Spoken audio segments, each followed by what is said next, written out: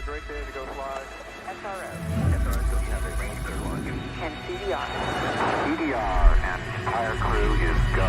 Enjoy the ride, pal. Be strong and of good courage. President JFK challenged us. Be not afraid, neither be thou dismayed. We ascended to the stars, achieving what no one thought possible.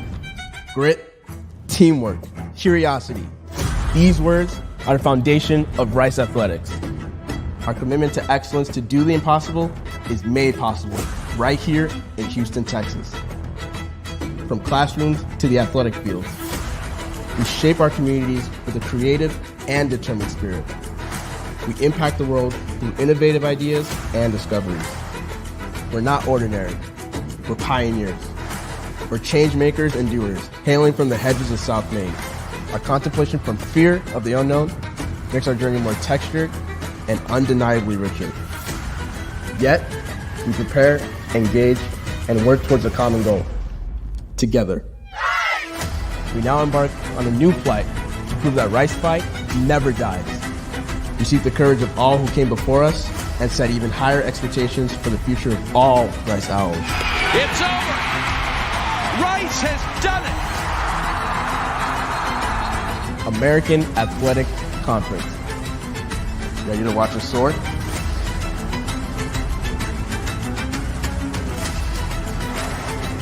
A new challenge is upon us. It's time to ascend together. Rice Owls, let's fly.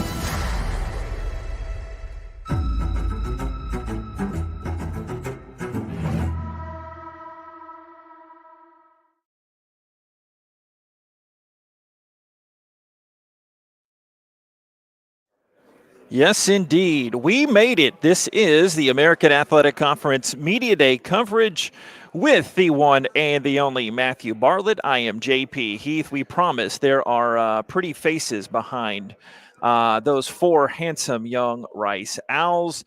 But there we go, Matthew. I think that is the only snafu of the day so far. Hey, the day is young. We got a lot to get to. It should be busy. It's got to be a fun time. We got on air eventually. We knocked out some technical goblins here, but we had a media day yesterday. We'll get to a lot of that. Our young, intrepid reporter here, Matthew Bartlett, we assigned him the task of going to the press conference in the room on the other side of things. And let's first tell you where we are. We're live at Lowe's, live at Lowe's, live by Lowe's, something like that. And it's not the construction store. It is the nice venue in the shadows of AT&T Stadium right behind us, where the former America's team plays. And right by Globe Life Field. I don't know if y'all knew, but there's a bit of a baseball series. Not over here, as Matthew and I discussed at dinner last night, but they are down South 45 a few hours. But we're right smack dab in the middle of things. And boy, oh boy, young brother Bartlett. And we're in, they call it the radio podcast room. They have flashing lights. They have other folks around us. This is a one-man and one-camera engineering operation. So if we could wheel the camera around, we could see, like right now, a few feet away from us, Biff Poggi of Charlotte is talking to Sirius XM. And a lot of folks around here. It is quite the scene. I'm mucho impressed with everything. We've got some Navy cadets. We call them cadets. That's a good question. They're dressed up all midshipmen, nice. I guess. Midshipmen. Yeah, the midshipmen would be the correct patriotic term. But I'll stop talking. I guess we don't have to fill the whole 2 hours in this first segment, but I'm mucho impressed so far. You beat me here by a few hours. Your take so far, and good doing this. First time in this sort of setting here with you. Yeah, making the move over with Globe Life last year with Conference USA, and I guess they're going right now too. But it's pretty exciting. You know, they have a year and a half ago now or something like that. They make the announcement that Rice is headed to the AAC, and then it's hurry up and wait, and then lo and behold, it gets here, and we're on our new digs, meeting with some new faces and some familiar faces, some folks that were around 10 years ago and now circling back. So it's been fun to get to know some people and catch up, and it's just pretty exciting, man. The big news that came earlier today, we'll talk about it more in depth here in just a second, because I want to tell you about our big guest lineup that, yes, of course, does include some Rice Owls coming up here. Mike Bloomgren, Dunleavy family head football coach Mike Bloomgren, mind you, is going to come up at 10:45 here, 10:45. We booked our high-level sources to get Bloom, and that was Bloom basically saying, hey, 10:45 good, and it's perfect. So we'll talk to Bloom. We got Tom Herman, former Owl assistant coach. You might have heard of him. He'll come on about 10:30. And 10:15, just a matter of minutes, we have Alex Golish, the new head coach down at South Florida. Rice will be starting Conference USA play with those ECU Pirates coming up here which will be here sooner than we think. South Florida. Only a few hours sleep, young Matthew. But slated to have Mike Houston on for ECU and try to get Jeff Traylor of UTSA and Rhett Lashley. It's great because you can plan so much, but we're really just making it up as we go here. Absolutely. And something that you reminded me made me laugh. They had Stan Drayton up at the podium following Mike Oresco with media days and getting through press conferences, and he ends his time at the podium with a go Owls. It's kind of customary sign off, and then he wait a second, Temple Owls.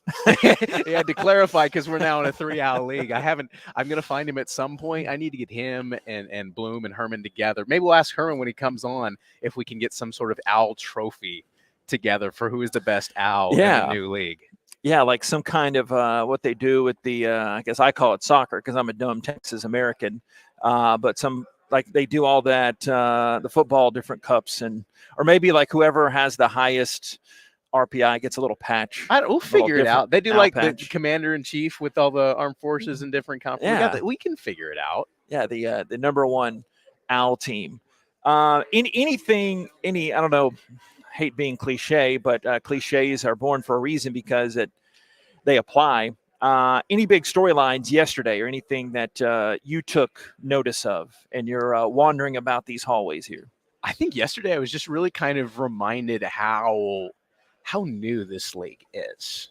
They have the existing brand, and Oresco earlier this morning wanted to remind everyone this is still a power conference regardless of who's here and what they've done. He's never afraid to pull his punches. He wasn't this morning, but say Power 6, was that the Power 6? He was as far as to say that we're a power conference, and then was kind of dismissive of anyone saying like, here's what we did, and just ran through the accolades, which is getting lengthy. So it's therefore, but I think it was mostly interested is kind of you get around and you talk with all these teams, all these different people and players, that it feels as new to me and to Rice and Charlotte and North Texas, the new contingent, as it does to some of the guys who have been here, because half the league is new. You have 6 new teams. You have 7 brand new coaches. Drayton with Temple was quick to remind people, it's like, I'm a second-year head football coach. He's like, I'm experienced, quote unquote, but I'm not experienced. And so it feels very, different than the AAC of old, which had, the heavy hitters and making playoff runs. But it's going to be interesting to see how the DNA of this conference, how it's been formed the past couple of years, how it kind of transitions and what this league will be. Because I think 2023, 2024 is going to be really, the potential being an inflection point for this conference and for Rice. How are things going to go? Is it going to kind of be that new get to know you, like let's sort it out feeling, or are they going to be able to keep rolling, whether that's Tulane or somebody new, and keep things rolling? We'll see. Yeah, in my inbox this morning, the American Athletic Conference folks send out the predicted order of finish, because we all know that is exactly what is going to happen, right? But no surprise that Willie Fritz and his guys, as the defending champs who won that conference title last year and won the Cotton Bowl just a matter of a few hundred yards behind us there at Jerry World. They had a pretty resounding finish. I mean, by number of points, Tulane didn't beat UTSA by too many to be picked, for whatever that counts, for those that care about the numbers, you numbers guys. But Tulane had a commanding, 20 of the 34 first place votes. So rightfully so, I think, heavy the head that wears the crown, but there we go. Tulane is the rightful champion. But UTSA picked second, only a few points behind. So what that tells me is more people put the Roadrunners up higher in the ballot consistently than Tulane, if that makes any kind of sense. Even though Tulane had more first place votes, UTSA was consistently put. I know they measure it and they do it for a reason, but it was a lot closer than I thought it would be. But SMU picked third. We're not going to go over the full list, but and Memphis rounding out the top four. Rice picked 12th out of 14 teams. South Florida and Charlotte behind them, 13th and 14th. So hopefully the Owls can prove those voters wrong. I mean, if you go back, they also give us all this data. One thing I've been really impressed with already, not just the physical being here at the American Athletic Conference Media Day here with Mr. Bartlett, is, I mean, they throw you with the data and they're really in tune with keeping you lockstep with all the good information out there. Not too many times has the preseason favorite won, I guess. Yeah, I saw that note. Yeah. I thought it was interesting. And I think it was interesting this year is because I'll let y'all in behind the curtain a little bit. When they asked me to submit my ballot for this, I was kind of looking through, and UTSA and Tulane are pretty much, depending on who you ask, they were the front runners all talking season before we got to here. So them 1 and 2 at the top of the polls, no surprising. SMU was the other one. But then when I got to teams 4 through 12, I was just like, shake it up. And that's what's going to be so interesting about the league this year is because, yeah, I mean, I would not be surprised in any of those mixes. A bunch of new teams and a bunch of teams that are kind of growing and changing as we speak.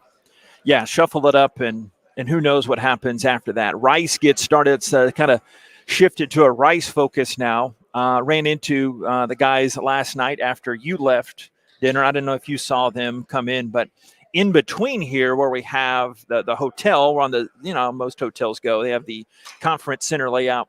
And in between us here and the Rangers ballpark that's pretty much attached, there's this massive, I don't know, there's probably a restaurant term for it, but this massive open seating area with a bunch of restaurants kind of spilling out of that. And they had, I mean, what was that? A Jumbotron, 50, 60 foot, like you'd have at a stadium. Very large. And we're sitting down watching the Rangers in the Astros game last night. Didn't end the way some people wanted it to. But who won that game? I think the Astros won by a hair. I believe. Yeah, very foot. Very close play there at the plate. But there's a couple more. I'm going on Wednesday. I know folks are really concerned about the rest of my offseason plans, but going there. But Owls will have Josh Piercy here. They'll have the new guy on the block, JT Daniels. Luke McCaffrey is here, and I chatted up.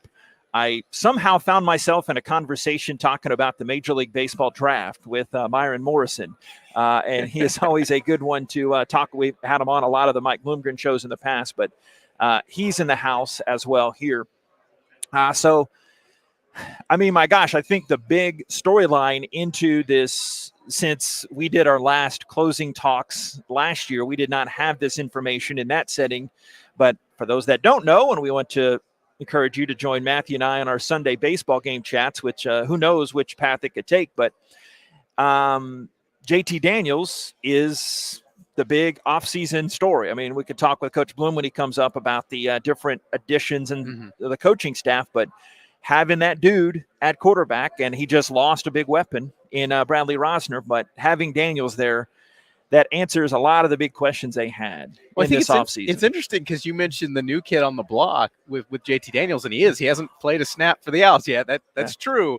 But between he was in a conference with Joe Carlgard and Mike Bloomgren in Washington, D.C. a couple weeks ago, talking about the transfer portal and all sorts of stuff. That's right. I've read a half dozen feature stories about JT Daniels coming to Rice so far in the past month. And I feel like for somebody who hasn't actually played for Rice yet, he's as much of a household name as there could be. And we talked about the AAC in 2023. Everyone want that middle tier. You want to make your mark, man. If JT Daniels is who we think JT Daniels could be, that's what gets me really excited, because if you have a good quarterback, not even a great quarterback, but a good quarterback, you can compete and you can win games in this league. And I think JT Daniels might be a little bit better than good, we will see. Yeah, as you texted me the other day, and I was on a radio station in North Carolina, and off the top of my head, I think I nailed it. But JT win September 2nd, by the way, in case you didn't get the memo, Rice will be opening up in the state's capital. His third game against Texas. Yeah, and he's due. He's due for a win against the Longhorns, and so is Rice. Who's the last Rice quarterback to start 3 games against Texas? You probably got to go back 20, 30 years at least. Just right? a wee bit. Maybe not Tommy Kramer era, but not Get too close. much. Yeah. Chad Nelson would be my Hail Mary there. I forget where I was going with that. Oh, yeah. 15, JT will be the 15th different starting quarterback since I remembered that Since part of 2017. it. Since 2017. I should remember. He'll be 15th quarterback that has Yeah. taken a snap for Mike Bloomgren since 2018. That's crazy. Yeah. It's wild. It's been that kind of run. And obviously getting that consistency is what is going to tell a lot of the tale this season from the Rice House. But a big recent story in the last few weeks, the departure of Bradley Rosner. To be honest, I'll tell you what I told Matthew last night. I hate it selfishly that it happened so close to the start of this thing. But getting to know Bradley over the years, you certainly wish the best for him in the long run. But obviously, hopefully we'll talk to Luke McCaffrey coming up here soon, but that leaves a big spot to fill in the wide receiving core for the Blue and Gray. How many receptions do you think for Luke this year? 100, 120, 130? Let's see, 15 times 12 is... He's going to get it at least 8 catches a game. Was that 96? Yeah. Do my math? Something like that? He's going to be busy. Yeah, and just the last, 4 games that he missed last year, that was evident with the Owls offense. Yeah. That not having Luke out there, and still had Rosner, and I know it wasn't the reason that the Owls fell short in those last 3 games specifically, but you got to have number 10 out there, and he's on all the lists and getting a lot of attention here. Yeah, and deservedly so. He's from a pure athleticism and talent standpoint as a football player. He's one of the most special players that have come through this building, and well, not this building that we're sitting in, but the Patterson Center or whatever, the R Room, whatever it was before that. We think Luke's been to the Patterson Center. Yeah. Probably, sources say. But and it's going to be fun to see because, and we've talked to him on and offline, but people forget that last year was the first time that he played wide receiver beyond like catching passes from his brothers in the backyard. And is as talented as an athlete he is, it's still something that working on the nuances of route running and where to be catching the ball, where to put your hands, things like that, that you don't think about when you're watching a football game. You just see, did the guy catch it or not? But really the technique behind it, I think having that off season, that extra year to kind of hone in on those basic things that some of the other guys at the position have been playing wide receiver for 15 years. Mm-hmm. Not a collegiate high school level, but it's kind of been in their DNA. So it'll be fun. They got a lot of other guys in the room and a lot of talent. You got Giovanni Johnson. It's possible that Rice has 2 converted quarterbacks starting at wide receiver this fall, which I don't think typically you would say is probably a good thing, but these guys are not your average quarterback with Giovanni and Luke.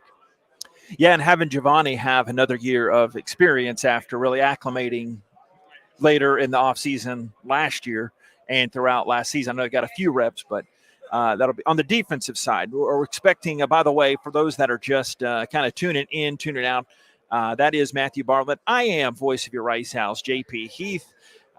We have Mike Bloomgren coming up at about 10:45 or so here in a few minutes.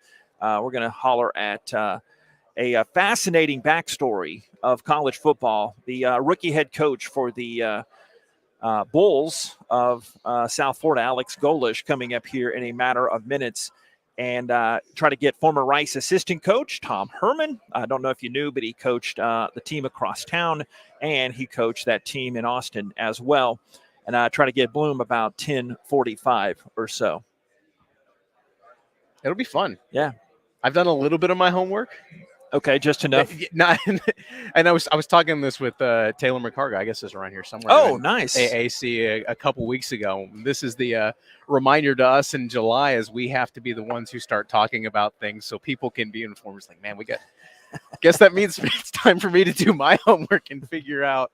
And this is the running joke that we did all summer. If you listen to any of the Roost podcasts, we've been asking people, it's like, can you name all the teams in the American? Go.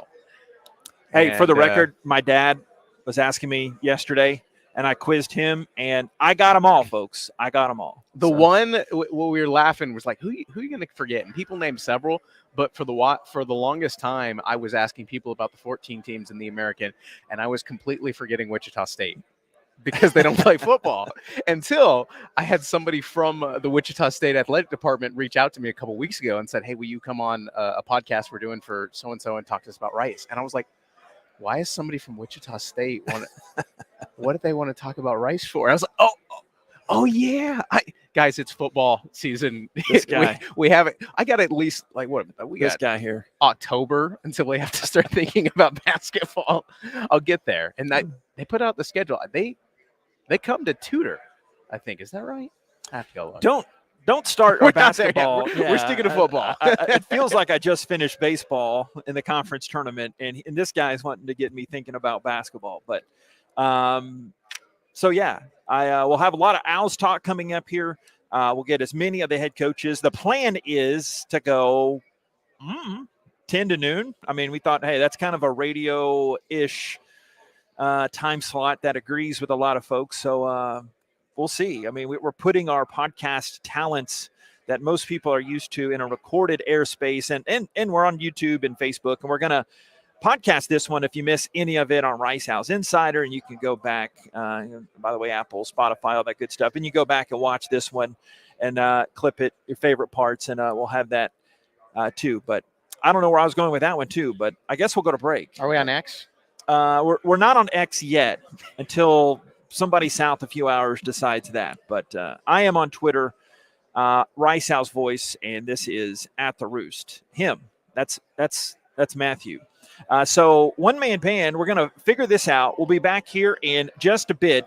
This is, what's my out cue here, Matthew? We're thinking it's the Blue and Gray preview show here at the AAC Football Media Days. This outro is getting a little wordy, but we will find our video to play right now and be back right after this. It's a great day to go fly.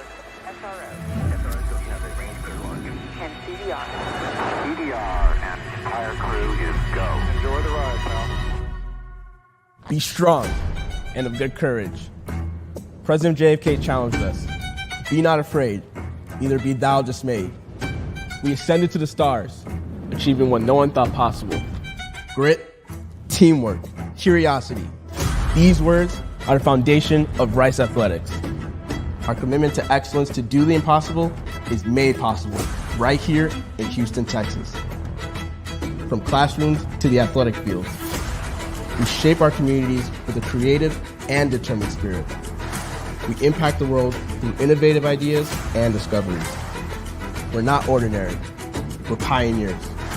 We're change makers and doers, hailing from the hedges of South Maine. Our contemplation from fear of the unknown makes our journey more textured and undeniably richer. Yet, we prepare, engage, and work towards a common goal. Together. We now embark on a new flight to prove that Rice Fight never dies. We seek the courage of all who came before us and set even higher expectations for the future of all Rice Owls. It's over. Rice has done it. American Athletic Conference. Ready to watch us soar?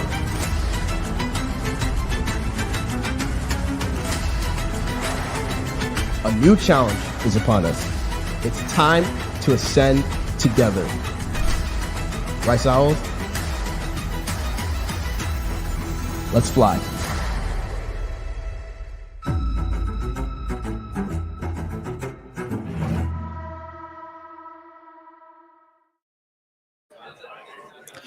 Welcome back, AAC Media Days. I am JP Heath with Matthew Bartlett, and we have, as promised, the new head coach down at USF. It'll be the first American Athletic Conference game for the Rice Owls coming up. And Coach Golish joining us. I got that right. I want to make sure. It's kind of a big detail to get pronunciation from the start there. No, you're good. Yeah. It's non-traditional, so I'll take it. That was really good. Yeah, so first things first, I'm sure you get asked this all the time, but how does a guy from Moscow and New York end up in obviously a really good college football coaching situation? Everything you did at Tennessee is well documented, but what's your story here? It seems like a unique background, to say the least. Yeah, I had an incredible high school coach that really motivated me to want to teach and coach, and I always thought I was going to be a high school teacher and coach high school football and try to give back and change lives just like my high school coach did, and so from there I had an opportunity to go be a graduate assistant, and I started coaching high school football. Then I started student coaching at Ohio State. Obviously met some really neat people and got an opportunity to be a graduate assistant, and kind of took the advice of Jim Tressel early on in my career to just keep my mouth shut and work.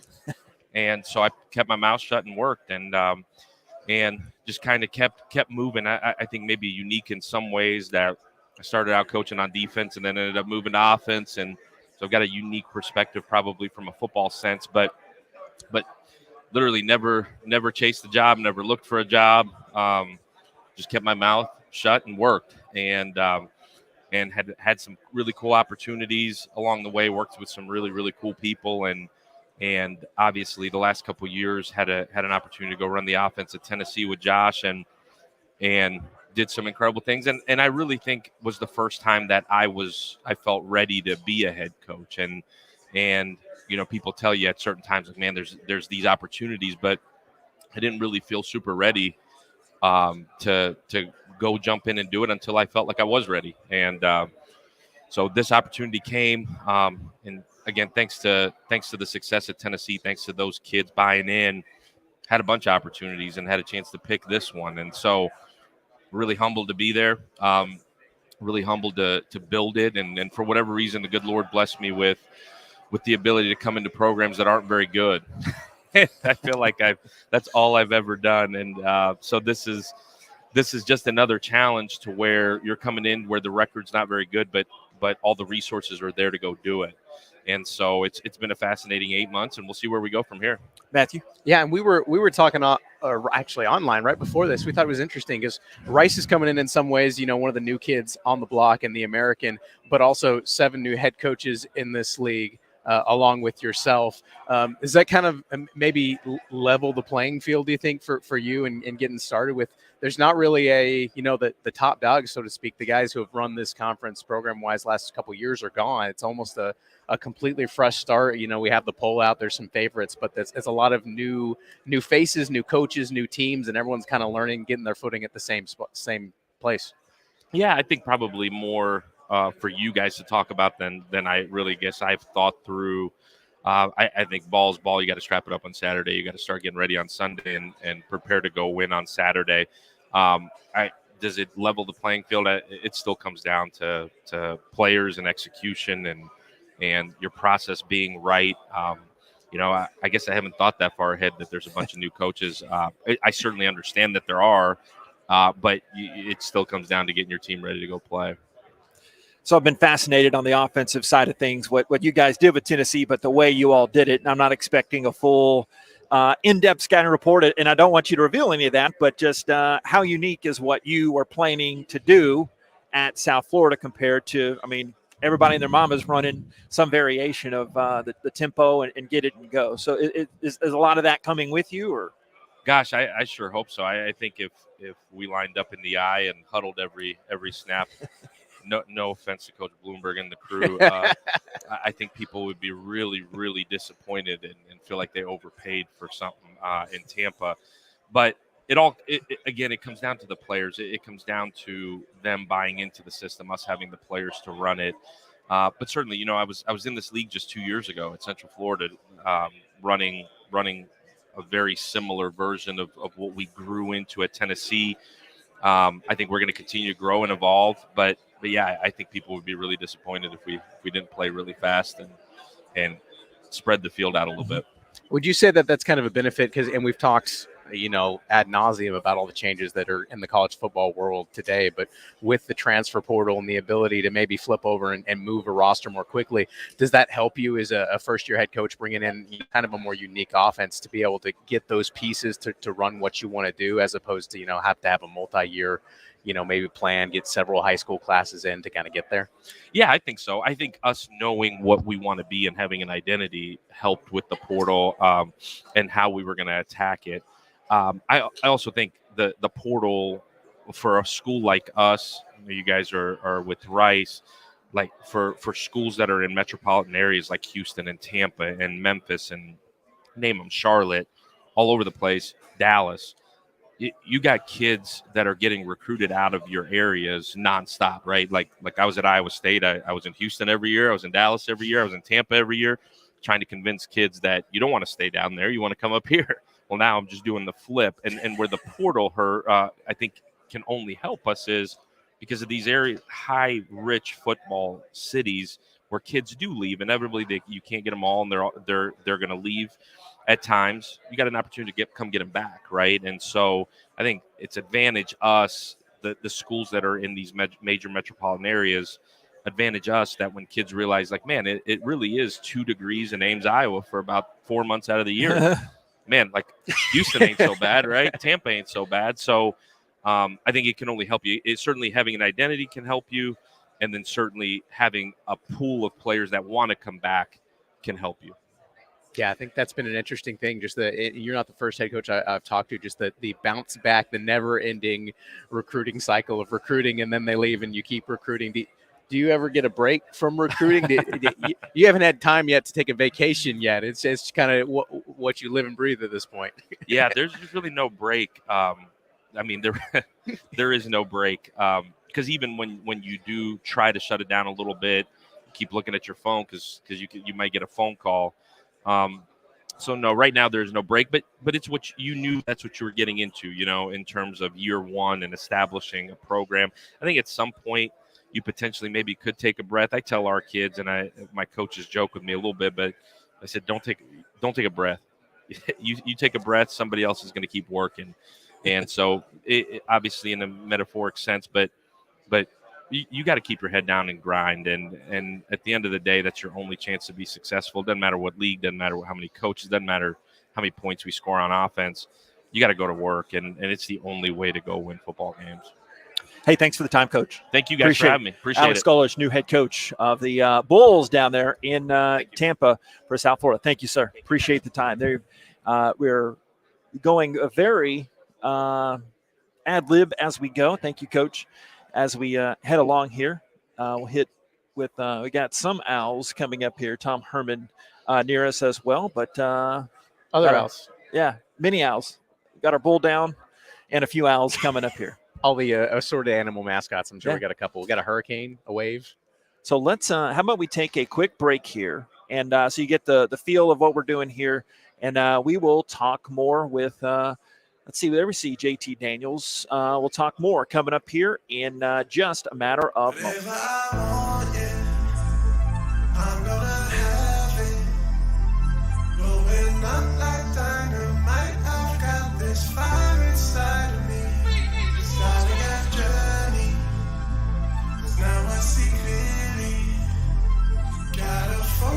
That's inside of me, no one gets in the way.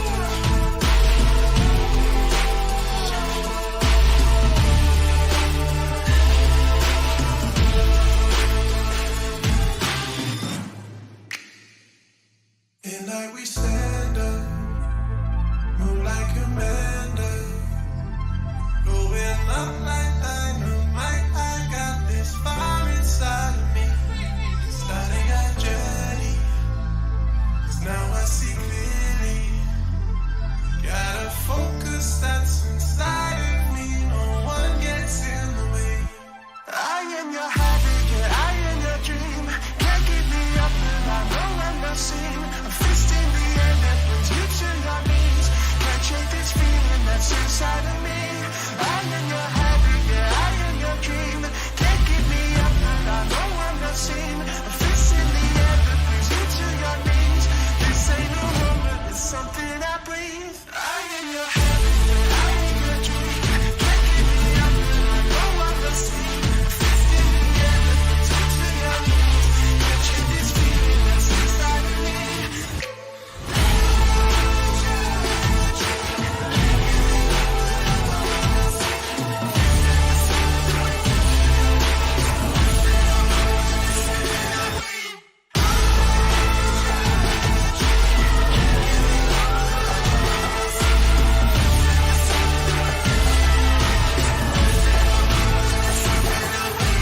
This isn't something that we've ever known.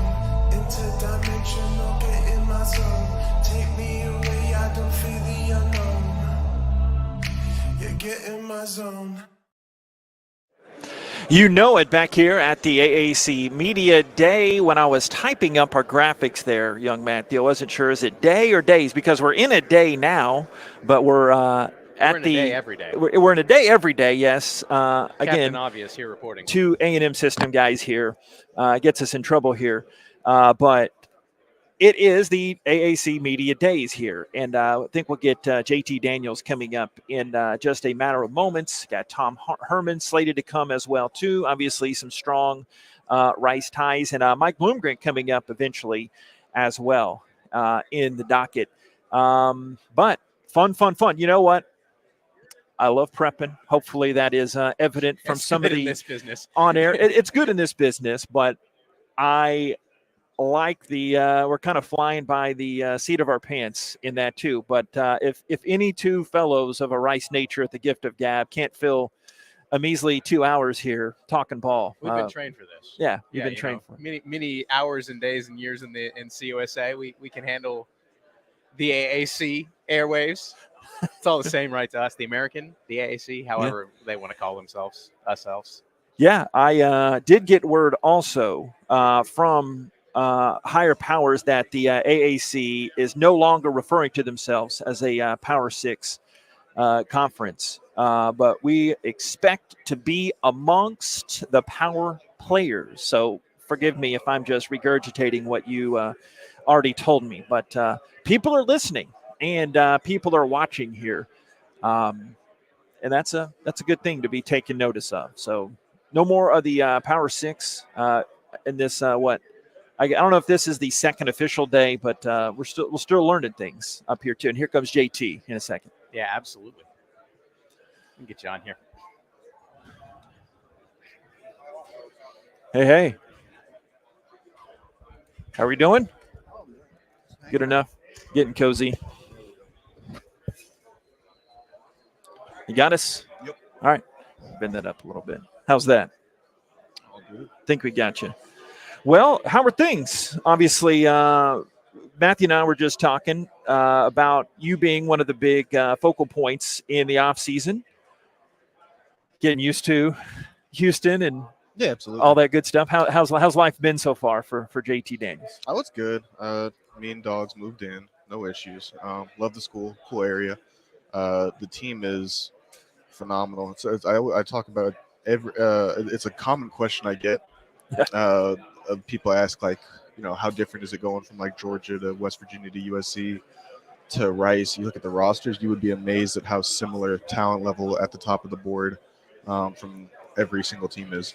Like West Virginia has some really, really, really good football players that are like not far off from Georgia, not far off from Rice. There's a little bit difference in depth, but in terms of like the talent level of the ones and like who can play, there's a lot of really good football players everywhere.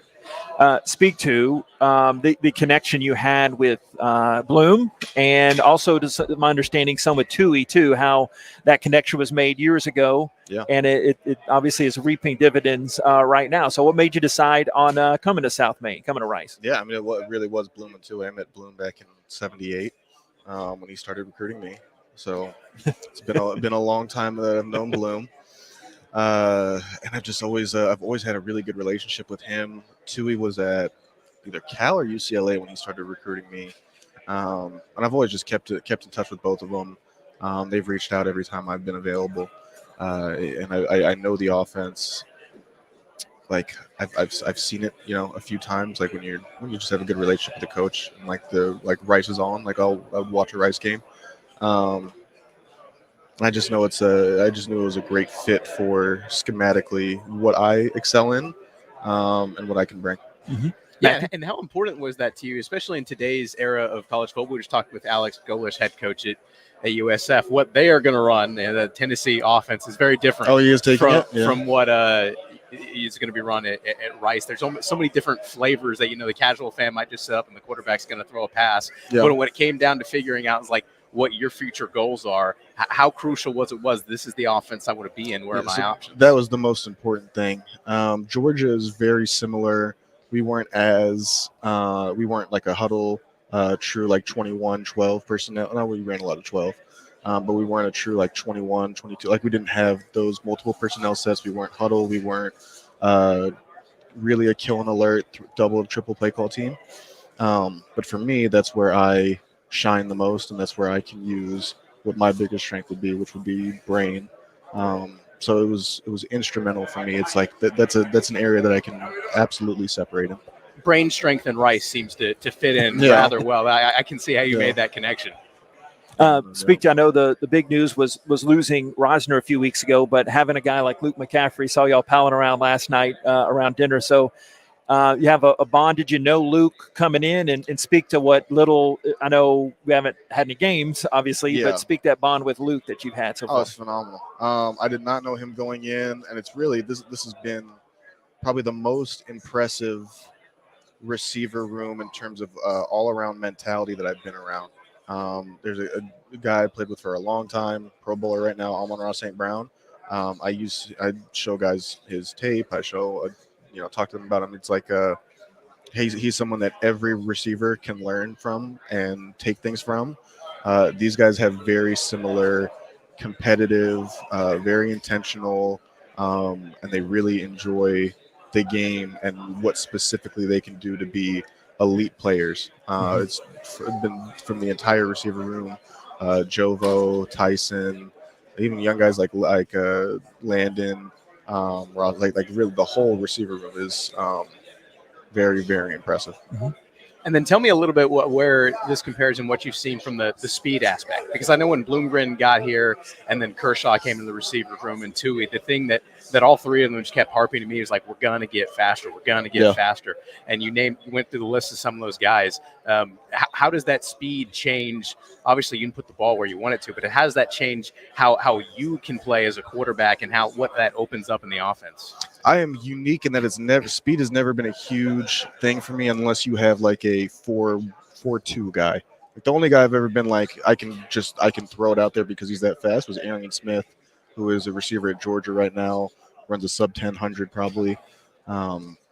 Super, super special. The things that I work with all of our receivers on are primarily ball skills and adjustment and things like that. Like DBs are, very fast too. Having elite speed isn't a end all be all for me. Like the difference between winning by half a step and one step is minuscule versus the difference in getting receivers that know exactly where the ball is going to be and will catch contested catches, hard catches over and over and over again. You got some of those? Yeah, absolutely. That's been the bulk of what we work on when we do all of our routes and extra stuff. All right, now to the really important stuff. We're talking to, obviously, Al's new quarterback, JT Daniels.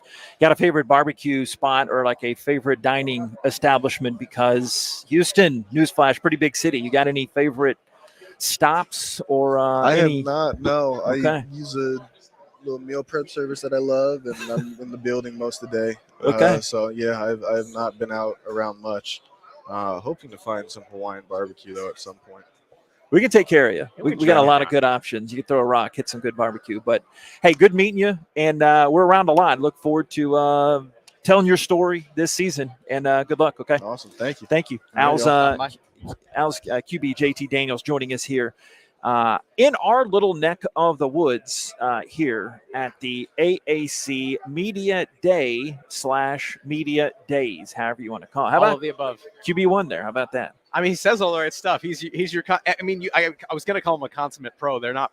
Oresco was, part of it. They're not pros. They're students. But for a guy who's been around as much as Daniels has, he certainly knows all the right things to say. And the intellect and the way that he can talk about football is it's refreshing, and it's so interesting because you look at the guys that Rice has brought into the quarterback room in the past couple of years. They've played a lot of young guys who, for no fault of their own, through injuries or something else, this is their first or maybe second year in a college system. You bring in JT Daniels, who was talking with Bloomgren in '78 or whatever he was joking about.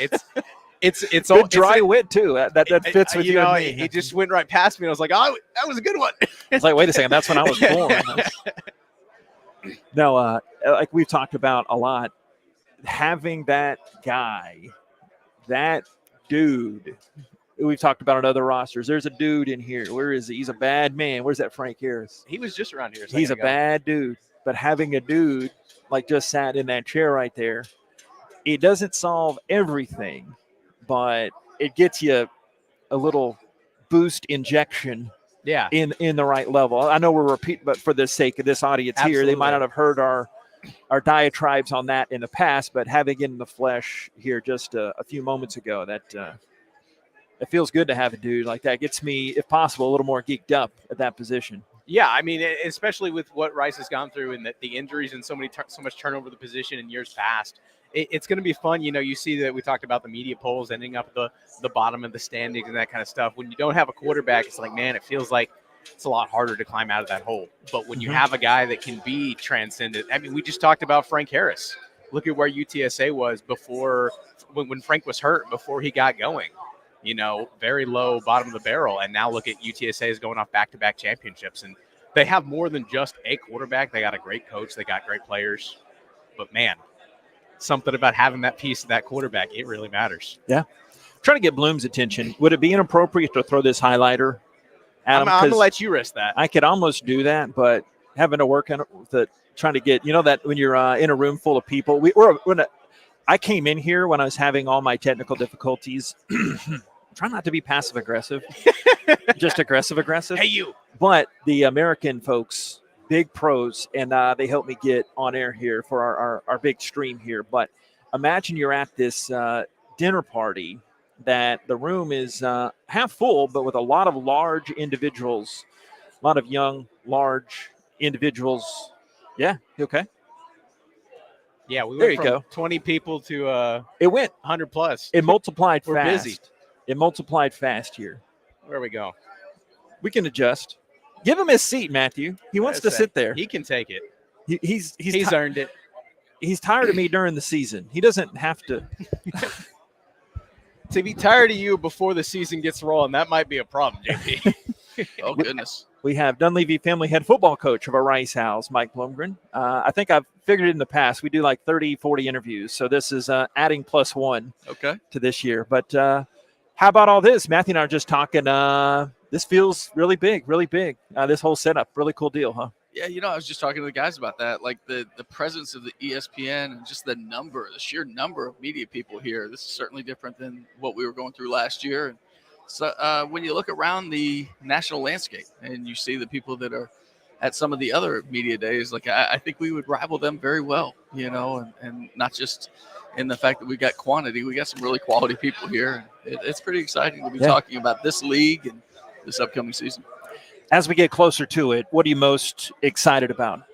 Getting started. I mean, honestly, that's the next thing. I mean, you could talk about like, hey, a week from today, we report for camp. Then on Wednesday the 2nd, we're on the field for the first time. And then September 2nd, we open in Austin. I mean, it's all going to come so fast and furious. So I think what I'm most excited about is getting started. Mm-hmm. And then we've talked ad nauseum. It's been a year plus of talking about the AAC and what that means. I don't know if you heard any of what, Commissioner Oresco was saying before this morning, but he kind of went down through the list and he kind of went skins on the walls. Like, here's what this conference has achieved and just the past couple of years. What does it mean as a coach? I know you're focused on your own program, but to be a part of something that you can go and point to is like, here's what this league has done and here's what we can be a part of if we can find success in this conference. Yeah, I think it was hard to listen to Mike Oresco this morning and not be like, yeah, we are absolutely playing in a conference in the upper echelon of college football. And that's so exciting. That's what we all want. Gosh, what did he say? 8 of the last 10 years, if the playoff model was in place, we would have had teams, at least one team in the show, in the dance. So what more can you ask for? And 60+ wins over Power 5 opponents, as he said. He went down the list. Y'all open up against Texas and Austin, and then got some local flavor, got Houston on the slate, and then you're right into the American play. I know you had enough time to kind of learn the CUSA schedule when they went up and they threw USF and ECU on the board. It kind of excite you, get to do more homework. Was that a good thing, a bad thing? Oh, it's exciting. It's also like, you're like, oh, well, 6 teams are going with us to the new conference. But, gosh, how many of them have new head coaches? Is it all of them except for Traylor and I? Yeah, and I guess Lashley, but he's staying. He's been in, but existing of guy. the 6 coming with, or the 5 coming with us, FAU's got a new one, Charlotte's got a new one, UAB's got a new one, and North Texas has a new one. So Traylor and I are the only ones. So it's not just like, hey, there's all these new teams on the docket. There's like 7 new head coaches, Mike Oresco said, in the league, and that's not counting the Traylor and I. So I guess there's 9 for those guys that are remaining in the American. So it's certainly not the American they knew either. Yeah, and Drayton was at the podium earlier with Temple, and they were asking him, like, you're a veteran now. He's like, hey, I'm just a second-year guy. Is it kind of – it's interesting. It's new coaches, new teams, new league. It's as much as a, reboot, start from scratch year as somebody gets, after they've been in a program for so long. It kind of feels like a new fresh start for everyone across the board. I agree, and I think the league probably feels that way, right? So, like, with all the newness, the thing that's going to be constant is it's going to be really good and a really competitive league. I think you can look around and get a sense for that, to say the least. What we know the headline with JT. We talked to him, so I won't focus on him, but what else will fans notice? Obviously, having a guy that can spin it and hum it like that, but what else do you think is different and improved from the offseason coming into practice, obviously, but September 2nd, too? Yeah, I just don't know if you can talk about that enough, though. Like, that is the most important position in all of sports. And to have a good one or a great one is awesome. So that's where you have to start. But then I do think it's important to realize that we're not like just JT and the Owls, right? Like, we got some other good players as well. Get that on a T-shirt. Yeah, absolutely, a rock band or something. But, I mean, we got a lot of very good players. You just look at the other 3 we brought today with Luke McCaffrey, and, how exciting is it to think about all the ways that they'll connect this fall, and having Myron Morrison and Josh Piercy representing our defense. And I don't know if we could have 4 guys that have been better leaders in their small groups and really getting everybody on the same page from a schematic standpoint and what they've done. You always say your leaders are an extension of the coaching staff, and that's exactly what they've been for us this summer. New additions with the coaching staff. Speak to some of those changes you've had. Yeah, I mean, a lot of new ones, right? And you look around, and it's something I'm going to talk about at the podium, but adding a high school legend like John Kay, who was 76-4 over the last 5 seasons to coach our linebackers, that's outstanding. Jeremy Modkins is a guy that's, kind of bleeds Texas football, if you will. He was a high school football player here himself, played his college ball at TCU. After a stint in the league, he came back and he coached there for a lifetime and was at TCU his whole coaching career until he went to the Vikings last year. So adding him, he's actually going and doing a minority internship this weekend as well. So he's getting more NFL experience, which I love. Then you bring in John Settle, a guy like John that coached Jonathan Taylor and all those great Wisconsin backs and had the Martinez kid last year at Kentucky. I think that's awesome. And then, by the way, John Settle was a player in the National Football League. He's been a coach in the National Football League. So just more of that NFL curriculum rolling through. I love that we hired Lucas Reed, a guy that cut his teeth in our program and grew up in our program. And anytime you get the opportunity to hire somebody like that to run their own room because they earn it, it's just exciting to me and everybody else on the staff. And then to add Pete Alomar as our associate head coach and special teams coordinator means everything to me, from the leadership he helps provide me from, because he's also been a head coach, albeit in Mexico, but he's been a head coach. And, and just hadn't sat in the chair, and then all his experience through the years. And on top of that, he's the best special teams coordinator I've ever worked with at any level. So great moves to the staff. That's exciting. Mm-hmm. Yeah. And we talked about And I remember when you got hired, one of the advice that I'm trying to remember who it was gave it to you was take your time and build your staff. And your first staff, you talk about Pete Limbo and Jerry Mack and some of those guys that came in, and Gerard Wiltshire, guys that aren't here anymore. You've since had to reboot.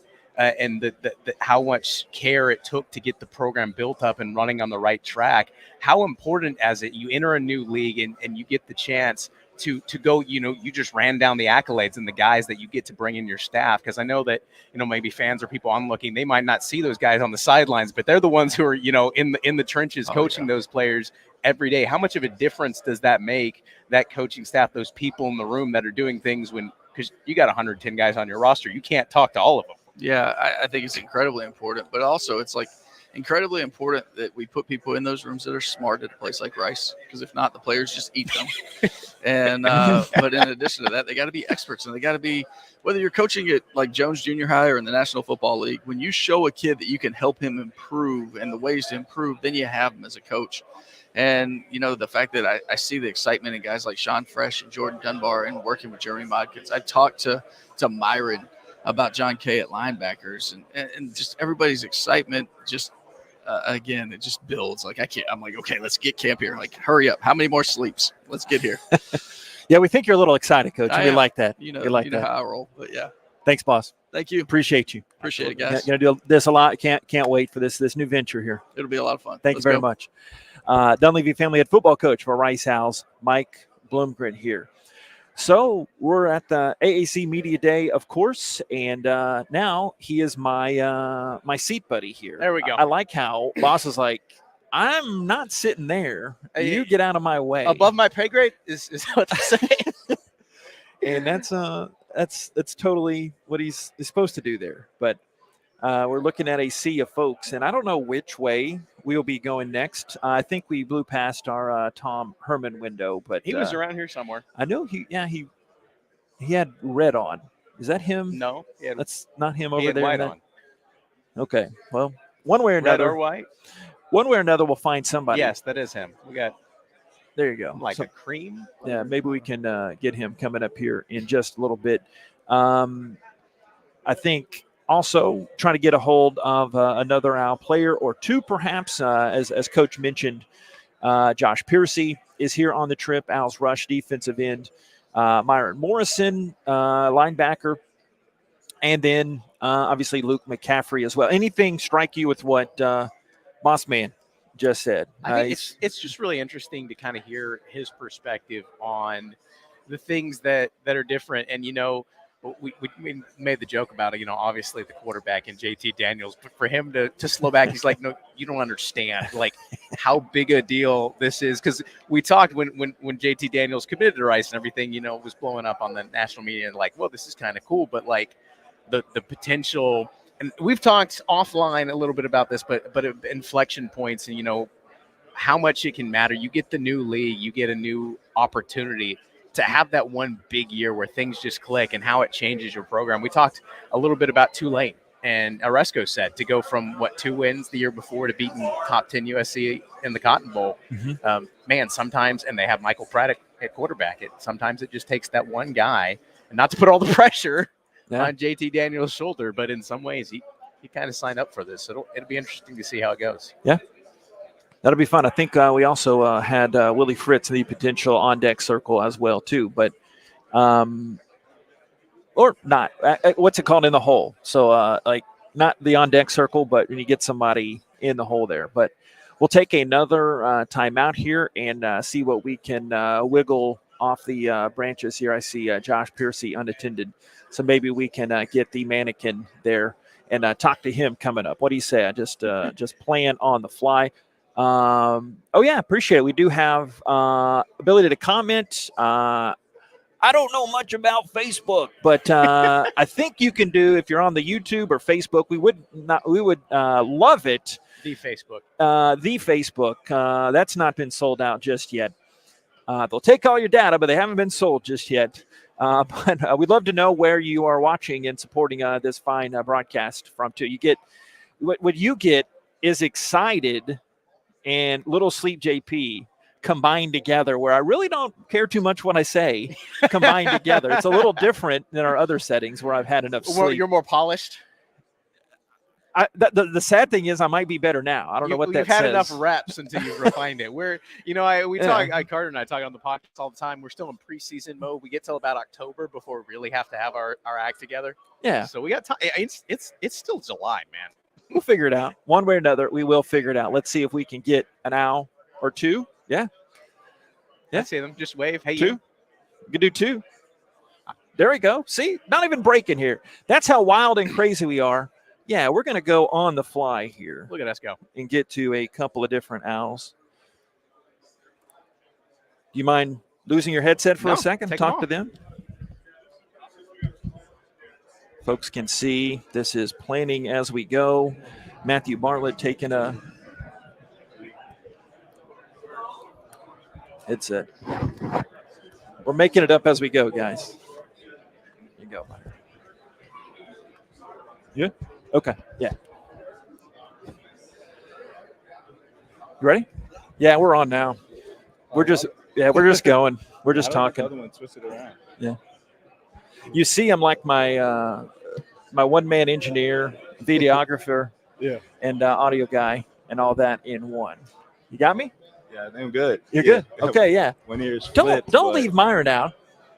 We're gonna do 3 owls in one. The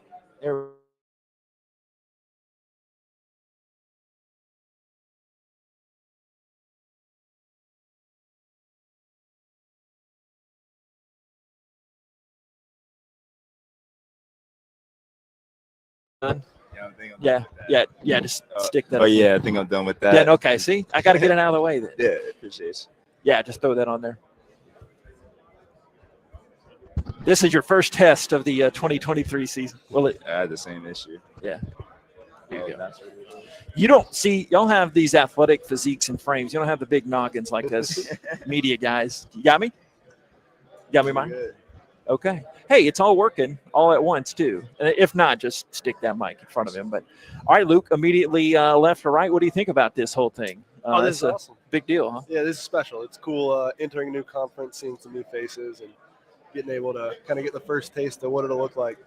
Yeah. Approximately how many interviews so far? And the dumbest question so far, or is that indeed the dumbest question you've gotten so far? No, it's a good question. I'm not sure. They spread it over 2 days, so you kind of just get caught in the moment. So I couldn't even give you an estimate, to be honest.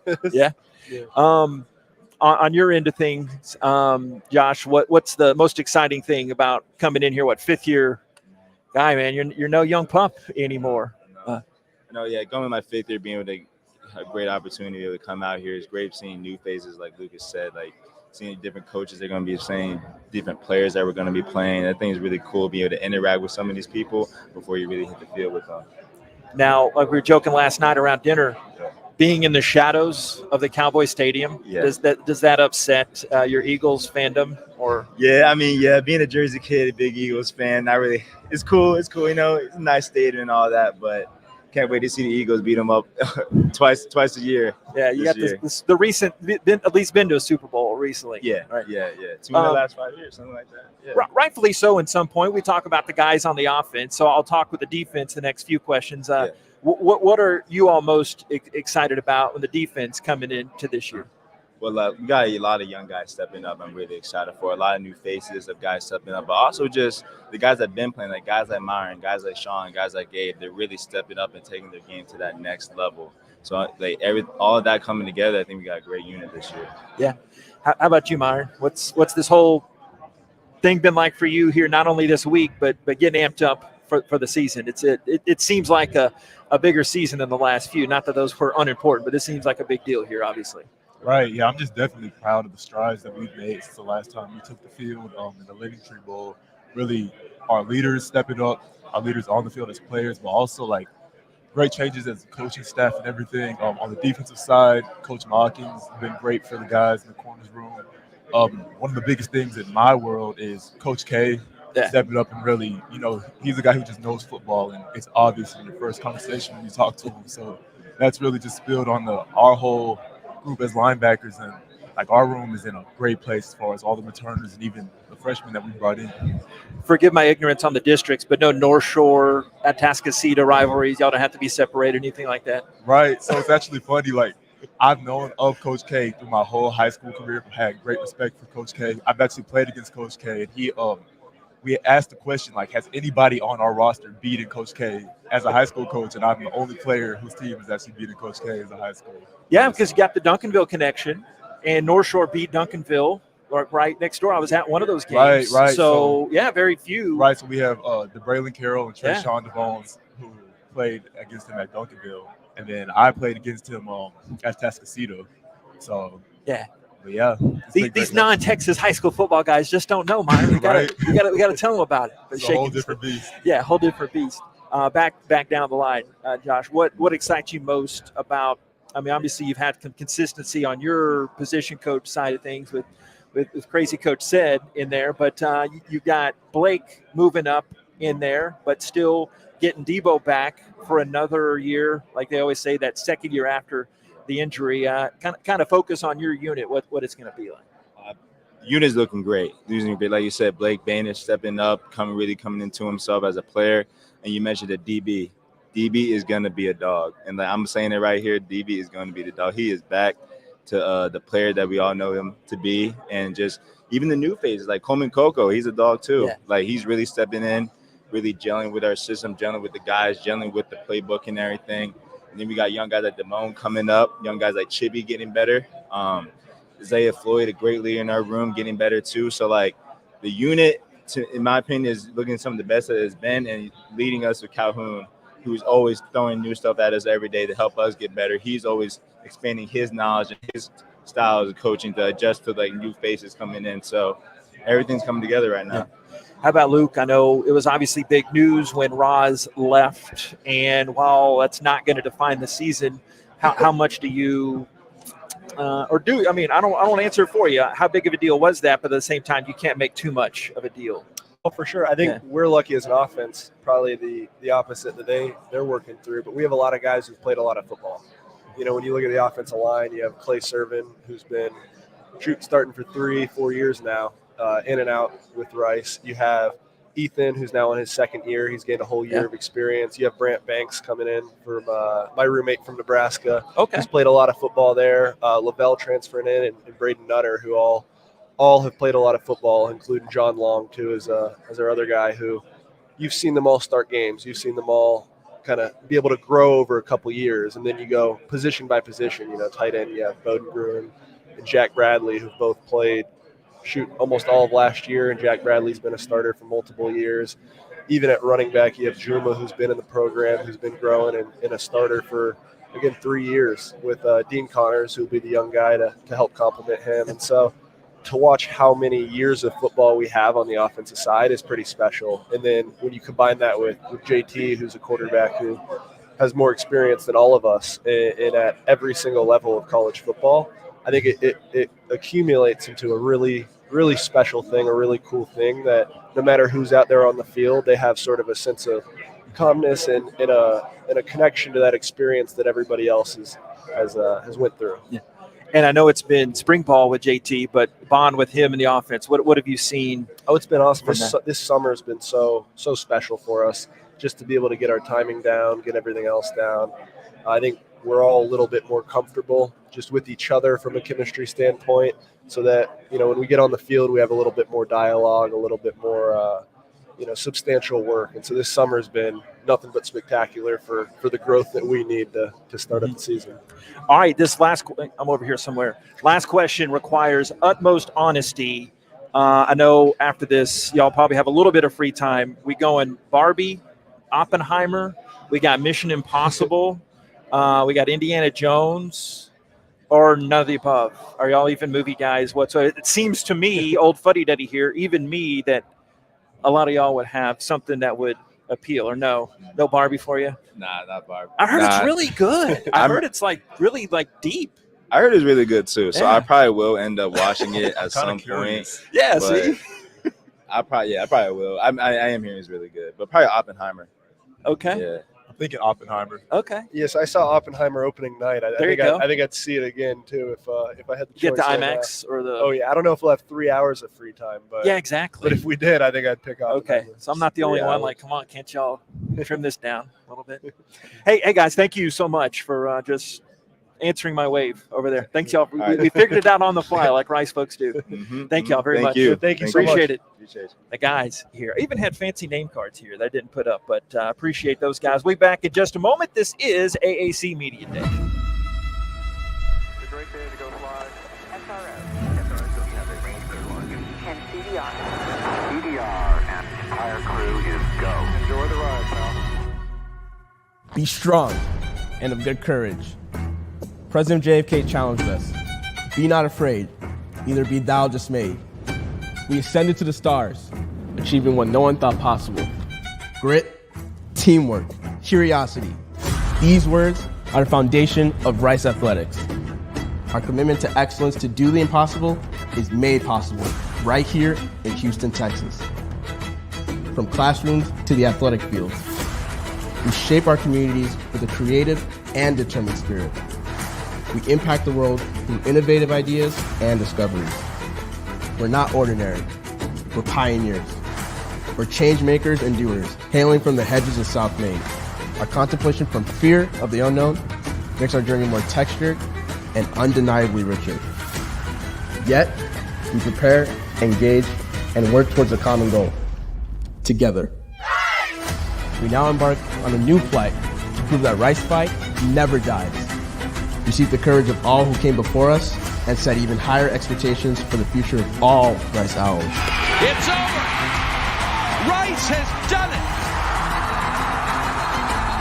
it. American Athletic Conference. Ready to watch us soar?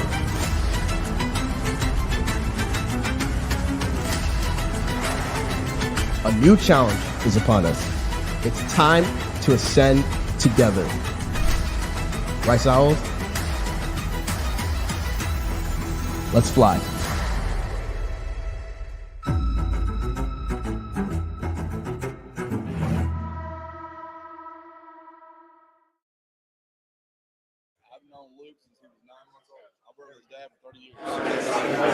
Back here at the AAC Media Days, we have the one and the only Jeff Traylor joining us. I don't know what mic you're on, Coach, if you don't mind. Testing. There 1, we 2, go. 3. See, we're figuring it out as we go. We're not big timers Hello. like Andy over there at UTSA, but We're all right. yeah. Hey, appreciate it. You're obviously bellowed the ball. I mean, speak to your sense how I know Tulane was picked just this morning. We got the word that they're picked to win it. Be honest, not that you wouldn't anyway. Kind of the way you like it. Come on, right?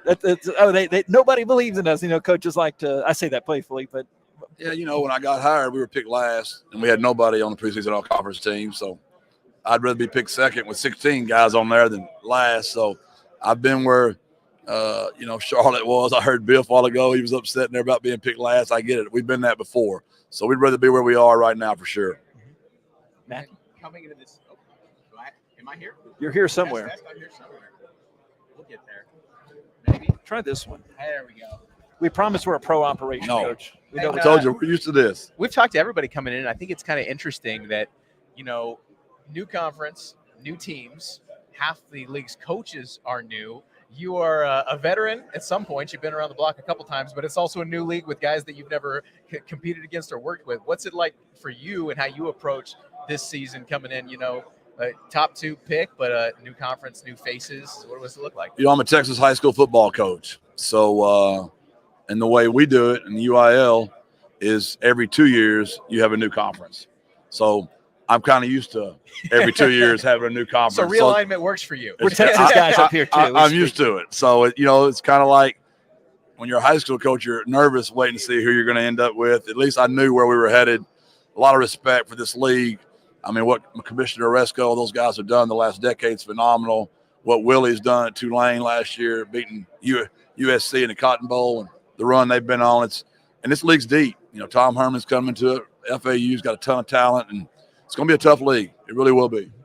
So probably nobody else here is going to ask you about one of our former favorite Owls, Luke Turner, who you coached at Gilmer, and now on your UTSA staff. We called him Bob. I think he developed that nickname when he was here with us at Rice. But first, I mean, such a quality guy, and just speak to him and that connection, and just coming from Gilmer too. Yeah, I've known Luke since he was a baby. His dad and I coached together in Jacksonville in 1993. I have a son named after Matt, his father. Luke's probably the greatest all-around high school football player I've ever coached. He started as a linebacker on a state championship team as a freshman. He was a slot receiver and a tight end and a punter as a sophomore.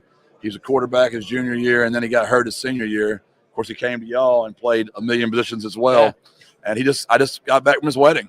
He married a Rice soccer player, Sam, and unbelievable human. Both of those guys are on my staff, Luke and Matt, his father. And I even told Sam, she's such an incredible recruiter, we're gonna get her to recruit for us as well. Matthew. And then I think it's interesting, and we talked a little bit of this, Bloomgren and a couple other people, but the continuity with it when it comes to building a staff and getting the right people in there. We talked, earlier about, coaches win games, player wins games. But how much does the staff beyond that you put together when you talk about your secret sauce of how you got things going at UTSA? How do the people around you kind of play into creating that? No doubt. And Mike's done a fantastic job at Rice. I mean, he's got those guys trending up in year 5. That's hard to be doing. Our staff's been picked a little bit. Our first OC, Barry London Jr.'s the OC at Illinois now. Our second OC, Will Stein's the offensive coordinator at Oregon now. So we're on offensive coordinator number 3, but that's just pretty much college football. There's just a lot of change all the time, but it's always those guys around us. But as long as Frank Harris is the quarterback, he's going to make a lot of coaches look really smart. Coach, he's a bad man. He's a bad man. He's magic. He really is magic. I remember we were playing against y'all in the rain, and we call a sprint out to the right. Y'all got it covered. He just sticks his foot in the dirt, reverses course, outruns everybody, erases every angle. It was unbelievable. Yeah, Kid's free. It's rated sideways. It's all coaching, man. It's all coaching. He couldn't do anything like I could. I know you got to get, but just your story is impeccable. I wish we had more time to get to it, but just do you ever pinch yourself sometimes? You think, you're like the Friday Night Lights epitome gone up. I was pinching myself when I was at Gilmer. Yeah. I've had a blast. I've never worked a day in my life. The kids are wonderful. The adults are always a pain in the rear end, but the kids are the best. As long as I'm with my players, it's a good day. Hey, good talking to you. Thank y'all. God bless. Birds up. God bless. Thank you. Thank you very much. Jeff Traylor joining us here in the big pack of folks here at Media Day. What he does not lack for is enthusiasm. Yeah, he's fun. Am I turning you off? You're just shutting me down. I understand. That's a look forward to the rest of the season. Yeah, we're getting it all out of the way now. By the time we get to September, we'll be ready to go. And you are not UTSA head coach Jeff Traylor. No, many things, but that is not it. That is Matthew Bartlett. Man, he's great. He's, I like the personalities. I like the good mix. I got to enjoy. We got to talk with Golish and some of the new faces. It's fun that you get to come in, and they're not all new. Some faces, and some guys that you just go sit and we could talk with Traylor for hours about whatever. Some probably random too deep in Texas high school football, I'm sure. Yeah. What do you think? Do we break here? We had a couple of the ECU guys that were on deck, and I've kind of figured out what are we an hour and 18 minutes into this. You kind of just give people the nod across the room, like knowing, hey, what's up? Or like I when I did my magic, I don't think that's ever been done in the history of Media Day coverage. I don't know what's wrong with that mic. So if we have our East Carolina gentlemen, looks like we have Shane Calhoun and Jeremy Lewis coming up. You want to do this? Yeah, okay, let's go. Sure, let's try it. Yeah, we can try it. Go. Here, I can sit out to the side. You can come in. Thanks. Thank you, guys. Appreciate it. We'll see if this mic works, too. Coach Traylor, we'll blame it on Coach Traylor if it was messed up. So you got to be Shane. Yeah. Okay, see? Know a little bit about ball. Okay. We have Shane Calhoun and Jeremy Lewis, linebacker. Yeah, just get that nice and close, if you don't mind. So coming all the way over here to Big Texas, obviously you guys are familiar with the American athletic side of things. What's it like from a player's perspective?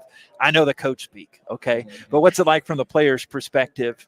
A lot of new guys to get used to, but you take it week by week, or how's that go?